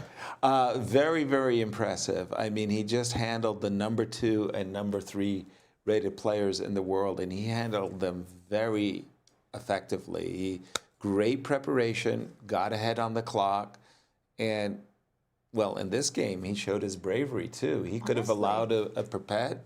No, he said, It also feels like he didn't give these 2 players a chance. Now, I'm remembering both games, and he was never worse. He did not give Fabiano Caruana and Hikaru Nakamura a chance. That's remarkable. I'm not sure even Magnus treats people like this. I know. No, seriously. Like, No, that was a beatdown. Magnus will, of course, Magnus is the best player in the world, but the way this kid just came in and said, Fabi, Naka, doesn't matter the color. Yeah. I'm just going to rip you guys apart. There's only one player I know that I would say maybe could pull this off, and he's not here at this event. He's the presumptive GOAT of all time. Yeah. But the way he did this now is just, what the heck? What's going on? He's having he had that great World Cup, and now he's having the tournament of his life. And if Fabi doesn't win right here, right now, no way. Vets have seen this before. There's no way anybody's catching him. Again, all hat tips to Javokhir Sindarov. Sindarov winning quickly with the black pieces against Hikaru. No one could have predicted this. Incredible result. And also, we are, of course, very sad for Hikaru. He goes to -2. Exactly. We know he has had the greatest comebacks in the candidates, but He's going to need from another -2, extraordinary. win every single game now. During the free day, I enjoyed interview podcasts of Nordebek, and Nordebek is doing incredibly well. And he's just cheering on his countrymen. But it's Nodebek who's the number one You were player. just telling me that Sindarov is not even number one in his country. It's extraordinary what Sindarov has done.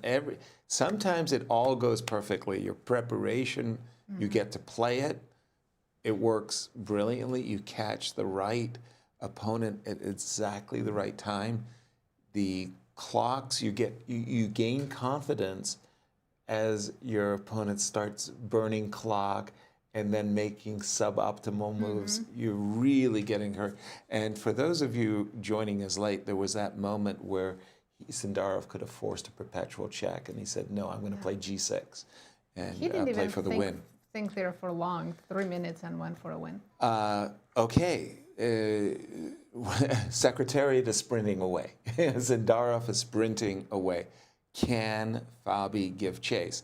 Let's take a look. We've just seen the move King B1, and as we know from our chess engine has said, well, go for H5. And Well, Fabi didn't play that. he did play the move King B1, which was my No, yes, first sir. move. He played H5. Oh, think that's excuse just me. our analysis. That's our analysis. He I found the best apologize. Scaring me, Yasser. I thought King B1 looked pretty good. I was going to tip my hat to Fabi.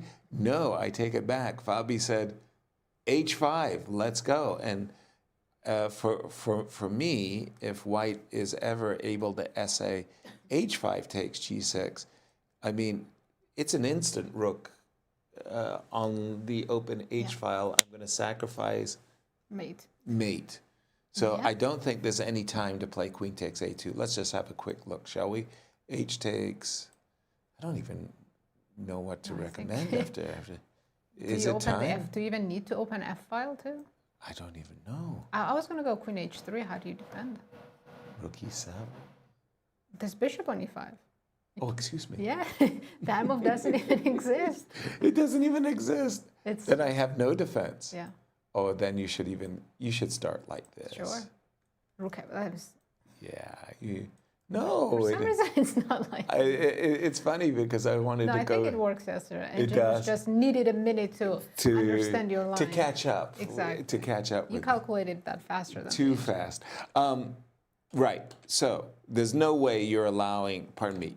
There's no G5 way has to that happen. Matthias is allowing H. You got to play G5. Close your eyes, and just imagine that bad things are happening on the king side. But you have to play G5. Clock times once again. 20 minutes against 24. Okay, Fabi spent 6 minutes on. He spent 15 minutes on H5, but that was time well spent. He found the best move, Right. putting the most pressure on Matthias. Okay, here's an instant follow-up to G5. I think take on D5. Take on D5. Simple chess. So Simple chess because there is a tactic of knight takes D5 Oh dear. and bishop G5, and that's just game over. Oh dear. And you've got a check on the 8th. You've got a check on The D8. rook is hanging on E4. There's mate. Well, it's not mate. It is mate with H6. It is mate. It's actually a pretty Unusual checkmate. sweet one because, well, queen takes H6, but yeah. Okay. But this is Can pretty, count that as mate. yeah, we can count that. So, aha. So actually C G5 takes D. takes, it's time to include a rook, get the rook out of dodge. And is this absolutely clear? I mean, I can eval see bar says the yes. eval bar says absolutely yes. And he's played G5 on the board. Now Okay, we'll let see me just refresh if my Fabi board. quickly takes on D5 if he's calculated all this. Well, when he played the move C4, it was clear that he was playing for C takes D5 to undermine the rook. So it's only natural that we should say that you said A, B, and C. Let's go. Okay. You pointed out a sweet little tactic with knight takes D5. Let's take along a tempo move, shall we? Or I've got another one for you. How about, is this completely crazy? I'm guessing that Black's attack is just way too slow. You're going to take a pawn? I have so many options. But I do want to play rook takes A2, queen A4, and rook A1. But I do have simple knight C2 that just ends all those ideas, and I can focus on the king side. Maurice, is this? Give us your insight. Well, Fabi's doing quite well in this position. I'm sorry, I am looking at another game with huge implications in the women's tournament. And that is the game between Katerina Lagno and current co-leader. Well, she's a half a point out of first at the moment, Busara Asayebayeva. Looks like she will remain there. She needed a draw to tie Anna Muzichuk, and she is in deep trouble in this position. We saw that wild dragon. We saw her sack in exchange. She's in terrific time pressure right now, playing only on increments, and the game proceeded as such. And in this position, she had a minute chance, sacrifice this piece and go for broke with this position, hoping for an attack as she's looking for the move e4. However, queen takes would shut things down, because after e4, there's bishop to d4. Yes, there may be some chances here, but the engine is not saying it's great shakes in this position. Bishop d4, rook takes. Note that white actually has extra material for the queen, two pieces, two rooks and a bishop, that is. But let's go game time. This is how the game went. c3, she backed up her knight. Then she played this move, and there went her critical light square bishop. And then after just a couple of moves, the rook landed on the 7th, takes, and queen d5 now on the board. How do you even continue after this move? The queen is under attack, f7's hanging. She had to take, but this is tantamount to resignation. Down a full exchange with zero compensation, has all the weaknesses, in fact, her pawn on a5. There is no attack here. Katerina Lagno has not drawn a single game. Oh, sorry. She actually has drawn a couple of games so far. I'm overstating, because I feel like every one of her games is topsy-turvy. Every result is wild.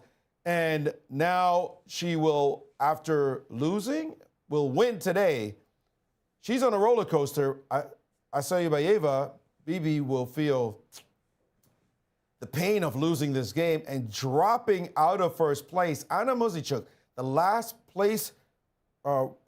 second replacement, if I can get that up, she stands atop the leaderboard at the moment. She will be joined by Katerina Lagno if we expect this result to hold up. So a little bit of a shakeup at the top of the leaderboard in the women's tournament.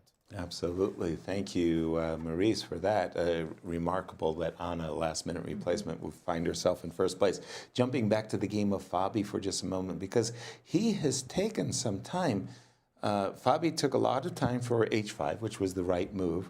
But now he has to follow it up with c4 takes d5, and he's actually been burning some clock. I've heard from VAR that knight takes d5 is even better and stronger than c takes d. Well, excuse me. Let's have a...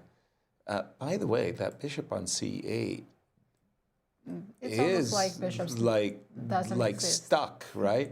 And the whole idea is you're blowing up the king side in order to play rook takes d5. And I remember one of my very first chess teachers, chess coaches, he was an A player, Jeffrey Parsons, and he kept looking at me as every time I captured something, I would look off the board and count. 1, 2, 3, 5, 6, 7, oh, I'm ahead. And he kept scolding me and saying, Yasser, it's not what comes off the board that's important. It's what stays on the board. You might think in your mind's eye, or you might calculate I'm a piece up, but what are your pieces doing? And here we can see that Fabi is preparing to play rook takes d5, rook takes d5, followed by rook to d8. Black's queen side is completely undeveloped and doesn't have time to develop. And these pieces are tactical targets on top of everything else. This is just completely winning, and knight takes d5 is kind of a stunning move, because you want to play also c takes d, right? C takes. But c takes, I don't think that's as impressive. I've got rook f4 and rook a4 as alternatives. Maurice, big moment. Will Fabi sacrifice on d5? Yeah, and I just want to go through your variation. Let's keep with you, stick with you right there. There's a line I saw, and I want to see if it's true. Knight takes, bishop takes g5, queen takes a2, to avoid the tempo, back up. No, that's not the move I wanted to play. Queen e4. I want to play queen takes on e4. Sweet. And now pawn takes is met by rook check.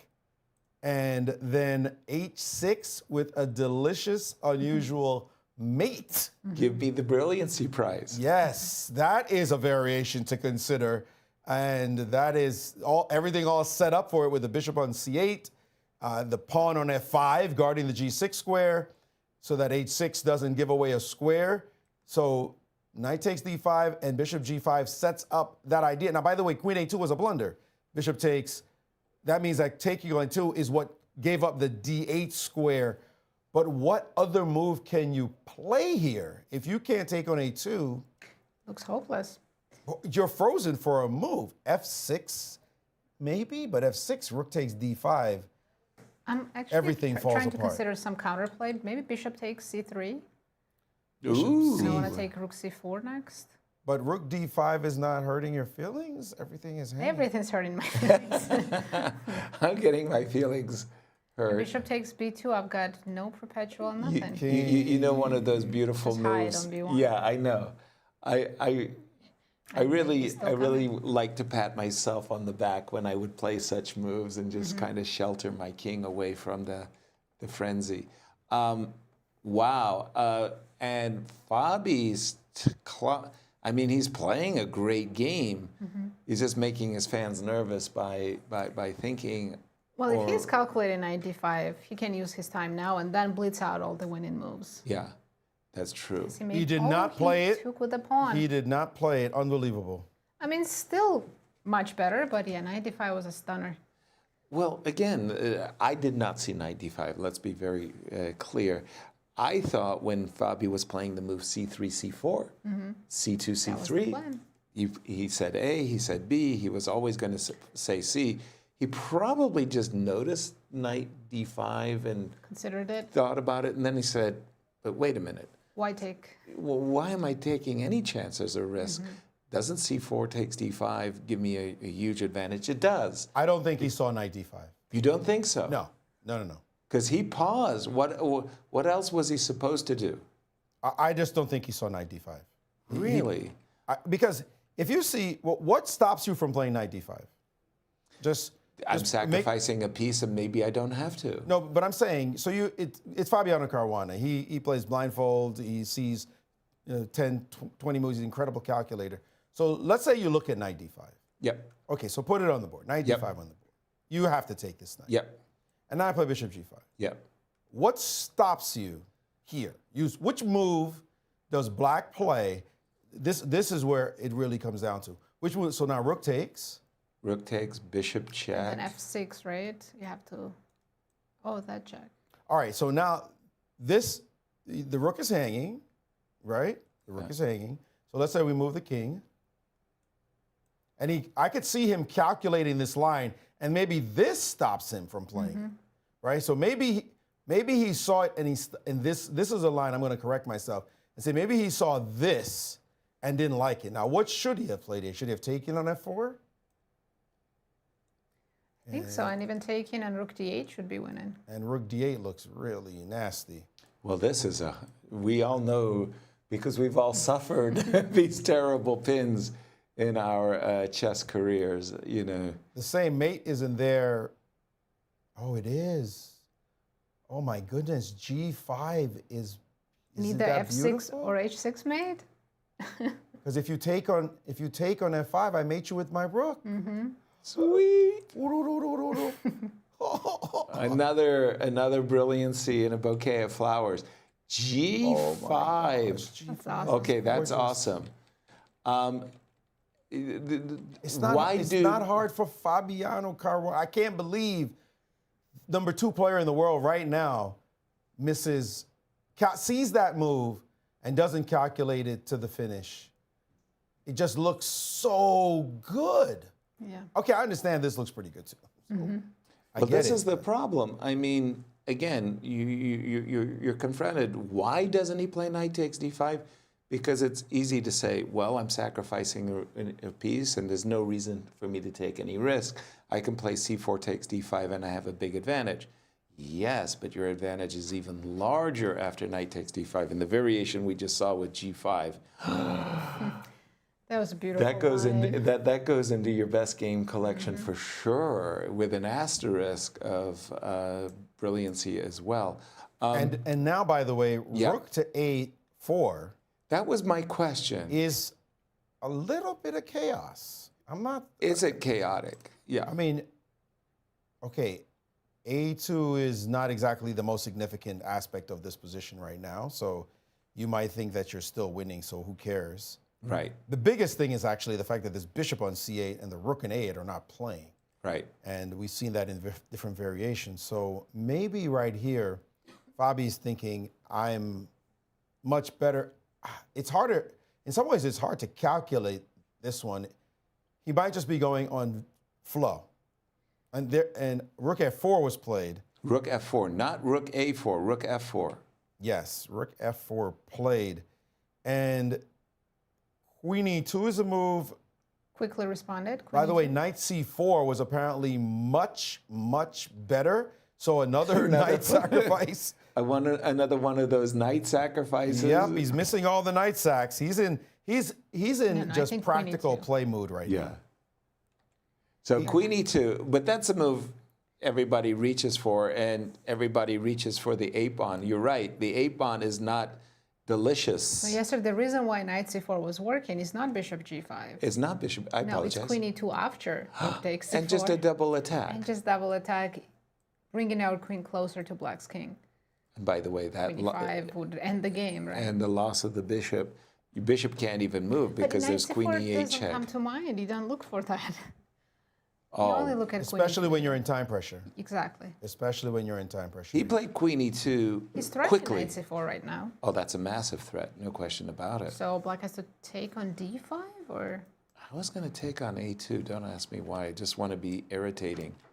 So The knight engine c4? doesn't like my suggestion Yeah, at all. knight c4 and Knight bishops hang in, rooks hang in, your c4. last rank is hanging. How can black survive this? Rub it in. No, no. Queen e2 and clock times. 17 minutes for black, Okay. 11 and a half for white, and And still we're on move about 20 moves to go. 19. 20. 20. They've only made 20 moves. Yes.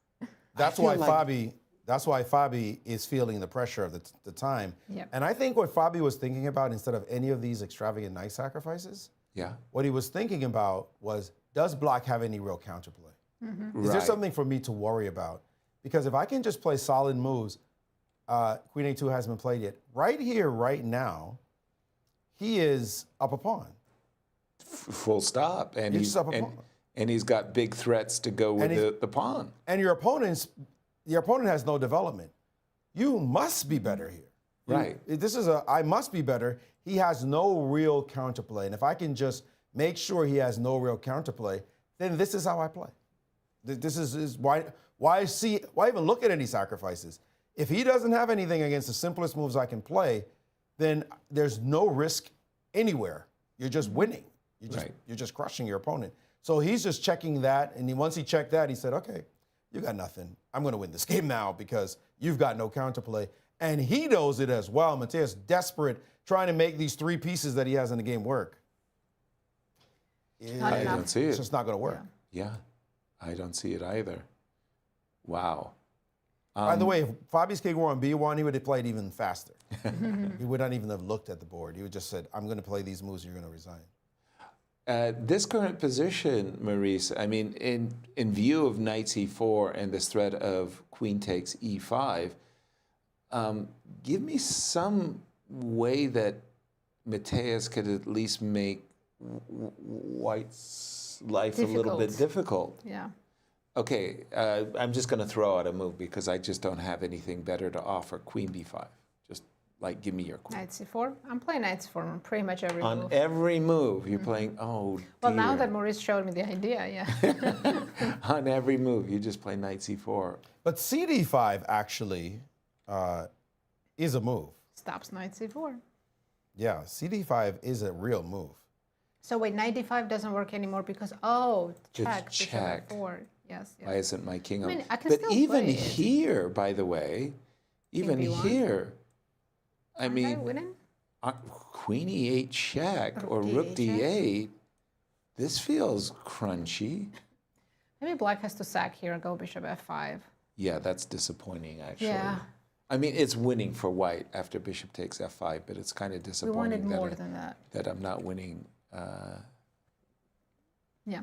crisper. With the checkmate, right? Yeah, okay. But again, because these pieces are not functioning, want to play knight takes d5? And just an update, we haven't paid much attention to the other games, but Praggnanandhaa has drawn his game against Andrey Esipenko. So that's good news for Javokhir, right? Yeah. Others making draws while he keeps winning. Oh, when your rivals are just making draws, that's just great. Did they just find 3-move repetition in the middle of think this? They did. There's so many pieces on the board, but it is very even. Black found a good defense. Let's jump back. Matthias did take on d5, which seems to be the best move for Practically black. speaking, yes. So c takes, and I put, I put, Queen d3 is what you were suggesting? yeah, on my analysis board, queen d3, I can easily imagine. Take on a2. So maybe just king b1. Finally, I can, let's play that I can easily imagine Fabi saying, just as we, I've got so many advantages in the position, I needn't take any risk, king b1. But let's pause our analysis. Yeah, Anastasiya caught up with the tournament leader, Javokhir Sindarov, after his win. So let's take a listen to his interview. We are here with Javokhir, who won one more game in this tournament and has 4.5 out of 5, leading the event. But first of all, how does it feel to beat Hikaru for the first time in the classical chess? Yes, I mean, it's very hard against him always to play. We know he always, he's a very aggressive player. So I was a little bit worried before a game because, I played too much last year against him, but not classical, rapid, blades, freestyle. And I know his style of chess, and it's like against him, for me, it's always not easy to play. But today, somehow, after opening, he thinks like 1 hour and played a wrong move. Maybe he just missed his line, and when I got advantage, again 1 hour advantage, like my second games. Like against Prague and Fabi, and I think like okay, I need to play. I just need to find best moves, and with time pressure, it's always very hard to play, and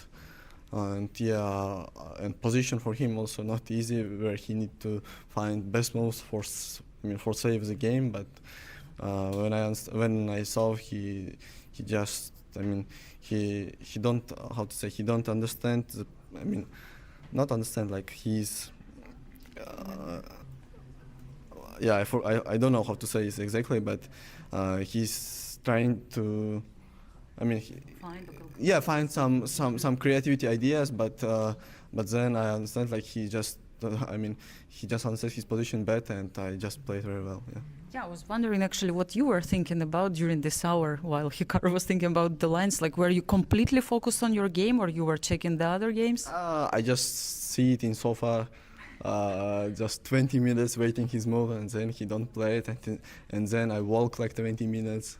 And, I didn't see it this 1 hour in the board, so I just walking around and watching other games and waiting from him some moves here, because 1 hour is too much to think probably. Yeah, exactly, yes. And speaking about time, what did last longer, your prep today or the game? Sorry? What did last longer today, your preparation for Hikaru or the game itself? I think preparation is much more. Yeah, because I repeat a lot of lines. Yeah, definitely, and it worked for you. 4.5 out of 5, amazing score. I think it was never played like that in the modern history of the candidates. So, how do you feel about it? Okay, I'm very happy, of course, but still tournament is going, so I think I need to be in my best form and focus for my other games. Yeah, have you checked the history of modern candidates, and who was your inspiration before this event?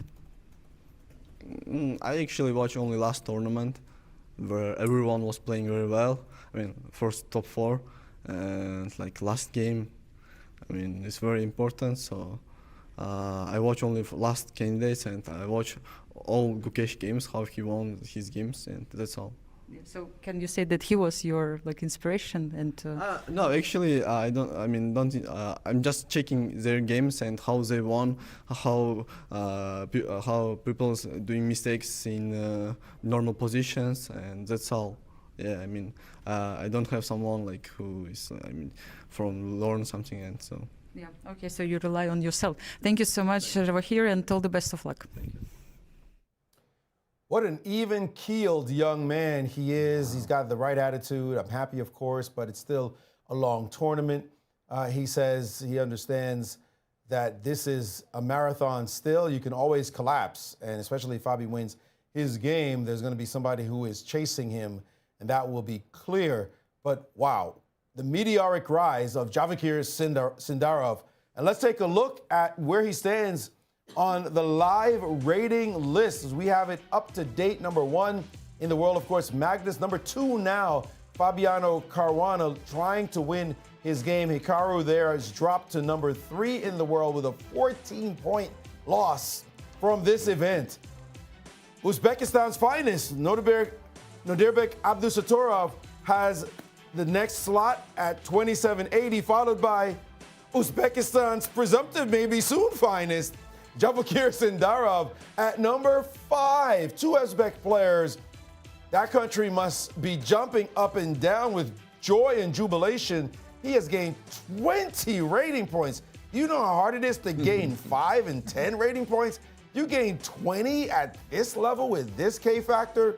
Simply absurd. 4.5 out of 5 will do that to you, as you see the rest of the list there. He's just having an absolutely tremendous, I'm stupid saying it, Captain Obvious, incredible tournament. And we see number 15. He's trying to play that player, Gukesh Dommaraju, who has dropped out of the Grand Chess Tour, who has now been replaced by Javokhir Sindarov on the Grand Chess Tour. And will that be the matchup we see later in the year for the World Championship title? By the way, just 1 point, Katerina Lagno did win that game against Bibisara Asaryeva, and she is now tied for first. Wow, what a roller coaster Kate has had. I'm going to jump right back to the game of Fabi for a moment, because things are going to heat up. Fabi's got 8 minutes on the clock. Matthias has 10 minutes. The European champion has just played the move rook on f4 to a4, giving white an opportunity that looks absolutely scrumptious. c4 with a tempo, huge tempo. Black would likely drop back his queen to make a threatening a checkmate on 1. We simply defend for the moment. I thought you were going to go bishop c3 and knight d5. No, I was just going to defend. And my very next turn, there's absolutely nothing that Matthias can do to stop the move knight takes d5. And once I play knight takes d5, that opens up queen takes e5, bishop takes g5, and the position is simply collapsing. So I think the move c3, c4 comes with an absolute power. And that ends the game, pretty much. Ends the game. Does Fabi have other options as well? He's thinking for now. Yeah, well, he's played c4. The problem is I don't want to deal with rook takes a2 and rook a1. Of course. So I want to blow that queen off of the a can file. Black queen stay on the a file after c4? Go queen a6. Exactly. And now after knight takes d5, I've got what I was speaking about before, which was this. So let's check rook takes a2. That black does hope not succeed here. That this rook is just a1. Yeah, and I can just happily. If I take on c4, you can cover with 3 different pieces. if I go queen a4. I'm kind of happy about bishop c3, truth be told. If I queen give you check on a4 check. Let me just make sure that I'm checkmating you after. I think I am. I mean, I've got this. Actually, I can King do it even. C3 King actually C3 is looks actually even better because on Queen A5, Of then you go King course. D3 with the Yeah, tempo. no, apologies. King C3 Yes, is that should absolutely, be easily winning for white now. and it is, and it definitely is. Yes, sir. I So know we've been watching this sharp position for a while, but you know they're still only on move 23. that was shocking because I really thought they were Yeah. much deeper into the game. Like if you told me early 30s, yes. By the way, with We'll see it. Anish and Wei Yi racing towards a draw, that game is definitely going to be a draw. Yeah, It's literally going to be a two-horse race. Yes. Yeah. There's no question.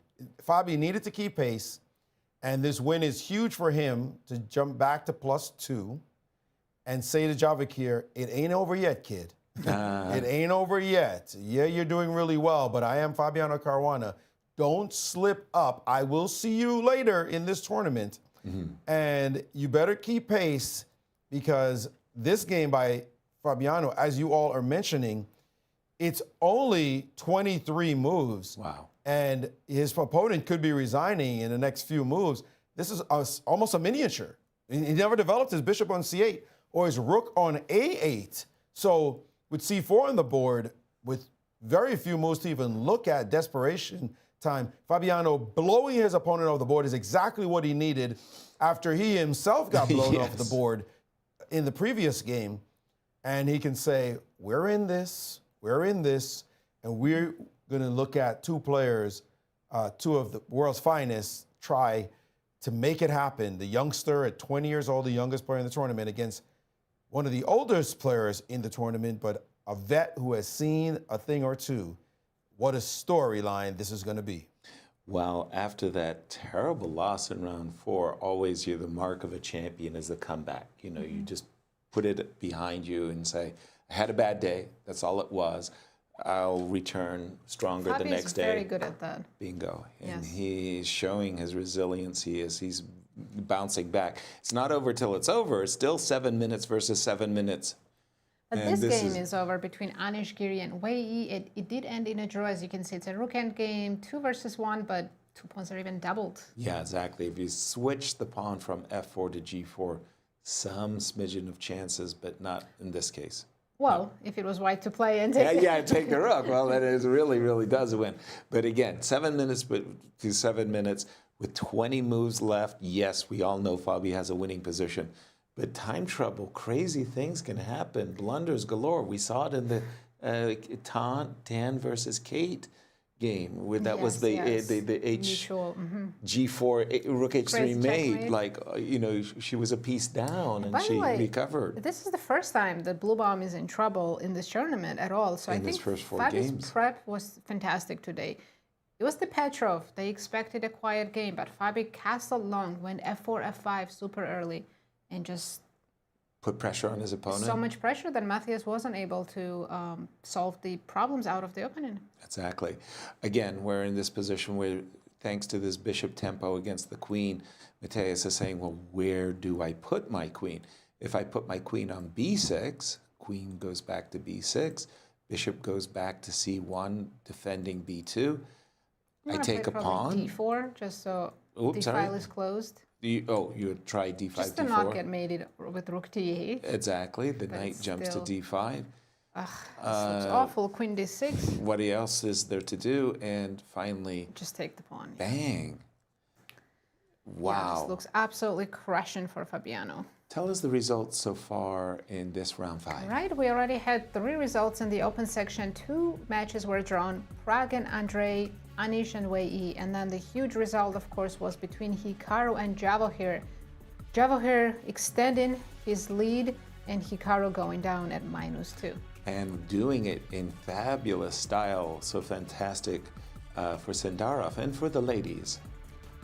Results there. For the ladies, I believe there's still 2 players, 2 matches going on, but Katerina Lachno took down today's co-leader Bibi Sarasobaeva, and now Lachno joins Anna Muzychuk in sharing first place, as Garyachkina and Muzychuk had a quick draw today.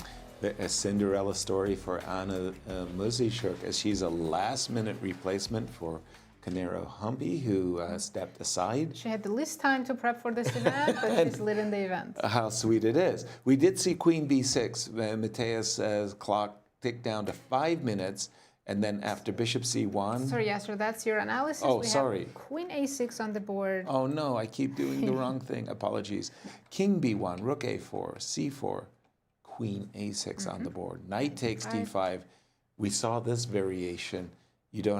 Black does not have time to play rook takes a2, delivering any checkmates, because queen takes e5 and the king runs. And he's played f6, and we're waiting for Fabi to choose a move here. He probably has at least 3 fantastic options. The one that I find myself the most drawn to is like, hey, your best piece is this. Let's get rid of it. Please take my bishop. So And if you do, there's mate in 2. Exactly. Check, followed by h6, checkmate.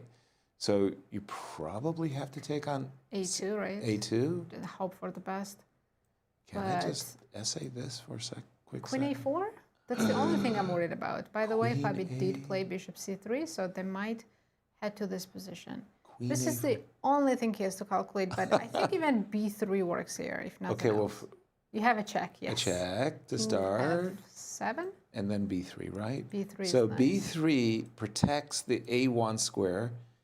It exposes my queen, but I have this sweet. Oh my goodness. Okay, that was a tricky way to win the game. Yeah. It does work, but maybe it wasn't ideal. Cleanest way, maybe. Yeah, but I did like bishop c3. And do we have bishop c3? Yes, it we was do played, have bishop and Matthias is down to his last 4 minutes. But By the way, I'm time is not noticing the that problem, for it's the the- position. For the first time, there's a rook on d1 Yeah. that's going to d8. You could have also played knight b4. I saw Yes, bishop that's also c3 and I pressure. just froze. That was my only. But knight b4 is also pretty darn good, right? Bishop c3 is coming. Yes. Okay, he did play bishop Too many c3. winning moves. Yeah, sometimes just choose one. Choose the simplest one. Don't complicate things when you are this close to winning the game. Once again, I'm thinking of knight takes f6 check and queen e8 as a winning threat. Matthias played Queen takes c4. Does Fabi have the chance for knight f6 check? Yes, yes. It's on the board, and he's That's it. calculating That's the over. checkmate. It is absolutely over. It's absolutely You have the checkmate. mate on the board. Even. Look at that. Sweet. h6. He allowed the checkmate, which is very nice of him. Wow. Huge win for Fabiano Caruana, taking down Matthias Blübaum and chasing Javokhir Sindarov just 1 point behind. Maurice. Look at that mate. Wow. You don't often see the grandmasters getting checkmated. Normally they tip their hat just one move before the mate. Yeah, they endear themselves to the fans as well when you do this. The fans feel like it was good sportsmanship letting it happen, especially since it's mate. You're not playing down a ton of material. You just allowed a mate. Matter of fact, you could say, I was up material. Oh, man, too bad he mated me. Right. But showing good sportsmanship there and a good show for the fans. A very important win for Fabi. He started the day down a point. He continues to be down a point as he keeps pace with the absolutely incandescent, just scintillating, meteoric play of Javokhir Sindarov. But he's in it with a shout. By the way, somebody who was in it with a shout also in the women's section, Zhuzhener against Vaishali. She looks like, after having what to her must be a disastrous tournament, she looks like she's going to win the game and be tied for first. The field doesn't want to hear that, as Zhuzhener is the #1 seed and showing, hey, I can definitely show my resilience and come back. But the story of the day, Javokhir Sindarov, 4.5 out of 5, now number 5 in the world, 20 rating points. All eyes on him, and can he keep Fabiano Caruana at bay? Exactly. Again, when we came on show, for me, there was 2 questions that hung over this round. The first one, could Fabi bounce back with a win? He did. Second, could somebody please stop Sindarov? It wasn't Hikaru, at least today. And they keep that distance of 1 point. You know, the entire field wanted Hikaru to win today. Exactly. As long as Javokhir keeps running away, the rest of them Right. losing motivation to even play. And as they draw, they're drawing the bottom half of the field. They're drawing their way out of the Yes, as you the can race for see, first. Javokhir Sindarov in clear first with 4.5 points out of 5. That is absolutely incredible. Yep. In second is Fabiano with +2 score, being in clear second and point ahead of 2 other players who are sharing third right now, and that's Pragg and Anish Giri. I know, it's hard to believe, but you take a look at that score, 4.5 out of 5, and you just go amazing. And then you realize that Bobby Fischer went 6-0. 6-0. Different times. 20-game win streak in a row. But in any case, a modern-day record for Sindarov. Can he keep up this blistering pace? It's just If he continues crazy. to play the way he has been playing, maybe Magnus couldn't even stop him. Yeah, I remember when we had the streak here in St. Louis where Fabi won 7 in a row, and Magnus was asked in the press conference how he felt, and it's depressing. I mean, I think Fabi feels that way right now. By the way, we should note the score you see there is not as accurate a measure of the actual lead as what we usually say is the plus-minus score. Right. So you see it's 2 points behind. How bad is it if Pragg and Anish are 2 points behind the leader? That's 2 wins, right? Right. Yeah, but those 2 wins require 2 losses by Javokhir in order for you to keep pace. You got to win 2 games. That's already tough enough, as you can see. And you have to hope he loses 2 games to catch up. But what is his score? We normally say, +4. He has 4 more wins than losses. That's what's gotten into 4.5 out of 5. He's +4. Pragg and Anish are currently at 50%. So they're +4 games behind him. That means if he keeps drawing, they have to, or starts drawing, by the way, he's winning all these games. But if he starts drawing, they have to win 4 games to catch him.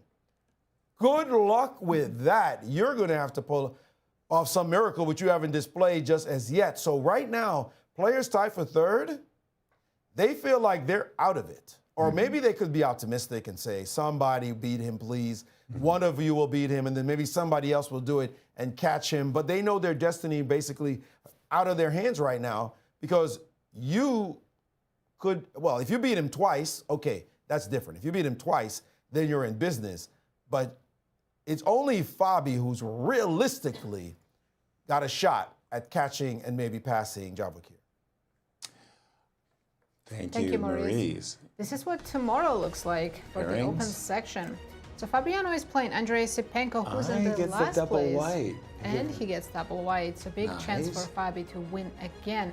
Hikaru will be playing Pragg, Anish Giri against Matthias, and the tournament leader has another black pieces against Wei Yi. Can Wei Yi slow down? Exactly, the challenge of the double black. But we've got to stop because we have an interview of Fabiano Caruana with Anastasiya Karlovich. Fabi, first of all, congratulations on your victory today. After a tough game before and the free day, how did you manage to bounce back so quickly? Well, I felt like it's probably a game I should be winning, regardless of how Javokhir plays. I mean, especially since he won. But I'm playing white. You know, even though I had a bad game, it was good to have a rest day and to at least consider my approach, which I did, and I think it was a successful approach. You know, not just because of the result, but also the kind of flow of the game felt like I was always putting him under pressure. Yeah, and what did you do during the free day? We actually saw you from far, but could you share with us? Yeah, we played paddle about 2.5 hours. Then we went to the beach. It's really lucky that yesterday the air was good, because today I guess there's some kind of sandstorm, and I don't know if we would survive playing paddle for a few hours outside. But yeah, it was good to both do some non-chess and also to do some chess. Yeah, exactly. And how important for you the support of your team? I can see you all the time with your guys, and like I don't see you talking to anyone else from the group of people you are here with. No, I don't mind talking to others, but yeah, I mean, it's usually you stick with your guys. I have a good support system around me, and yeah, I'm happy with it. But I think it's also normal that, like, in the candidates, people are a bit less socializing with other players, because you really feel like this is a tournament to take very seriously and not to give any inch. Yeah, you have actually perfect combination for paddle, right? You need 4 people exactly. So was it the plan before? Well, we played before the tournament, so we already knew that. Well, we kind of got the rules down because we're all new players, and that we can at least play a little bit. So it's so far 1-1. One match we won, and one match they won. I see it's going to be a big battle during the candidates. And coming back to the tournament, I see you're in much better mood, but still, I mean, the race is continuing. What's your approach for the next rounds? Well, I think I have one more white in a row. It's my double white against Andrey, but okay, Andrey is so solid, and okay, he's maybe not having the best time so far here, but still very, very tough game. But I guess I should be pushing. I mean, I'm behind, quite significantly behind. I don't know if Javokhir will slow down at all. Of course, I shouldn't do anything crazy, but I will try to put some pressure. Yeah, and I was just wondering where you checking the game between Hikaru today and Javokhir, and your short comment on it. Yeah, not with great pleasure, but I was following it. Yeah, I can imagine. Thank you so much, Fabi. All the best of luck. Congratulations, Fabi, as we take a look at the standings in the Open. Absolutely. Once again, young Uzbek player Javokhir Sindarov leads the field with 4.5 points.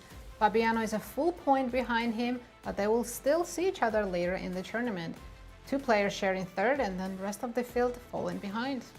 And the results for the ladies so far, I know there's still a game. I think there's been 3 results. Tanjiro and Gidivya also drew their game. Alexander Garechkin and Anna Muzichuk was a quick draw, and only one decisive game so far was Katerina Lahno taking down today's co-leader Bibisara Asubayeva. Wonderful. Maurice, you get the final word. Well, Fabi talked about a sandstorm. Well, we have a Javokhir storm happening right here in this event. Or maybe it's a Sindarov storm. Nevertheless, he's playing boss chess right now. Impressive, and he looks relaxed. I did like the fact that Fabi also looked relaxed. He's resigned to the fact that if Javokhir is going to keep playing like this, nobody's going to catch him. So we need to just take care of business on our end, as this 20-year-old is just lighting up the world of chess with his play. We are all wondering, are we now seeing a superstar at the very highest of highest levels in the making? Somebody we weren't talking about, I would say, even 8 months ago as the presumptive world champion. Well, he's only trying to be a challenger right now, but clearly he's one of the world's best players, no question about it. And he's showing it here at this event. Incredible stuff we're seeing. The drama continues here at the candidates. Absolutely. Before we go, we just going to take a look at our predictions, because who picked Javo? It wasn't me. Yes, wow. We all picked Fabi and Hikaru and Prague. Well, Fabi's doing great. He's only a point behind. He's also at +2. Who would have predicted that you can be +2 after 5 rounds and not be in first place? Or tied, or but a full point. +3. Full point behind. Not +2, he's +3. Who? Fabi. It's just Sindarov's +4. 4. Yeah. Absolutely. No one could have predicted Remarkable. that. But incredible day today. We'll be back again for round 6. Thank you so much for watching, and join us again tomorrow. Good night from St. Louis. Wow.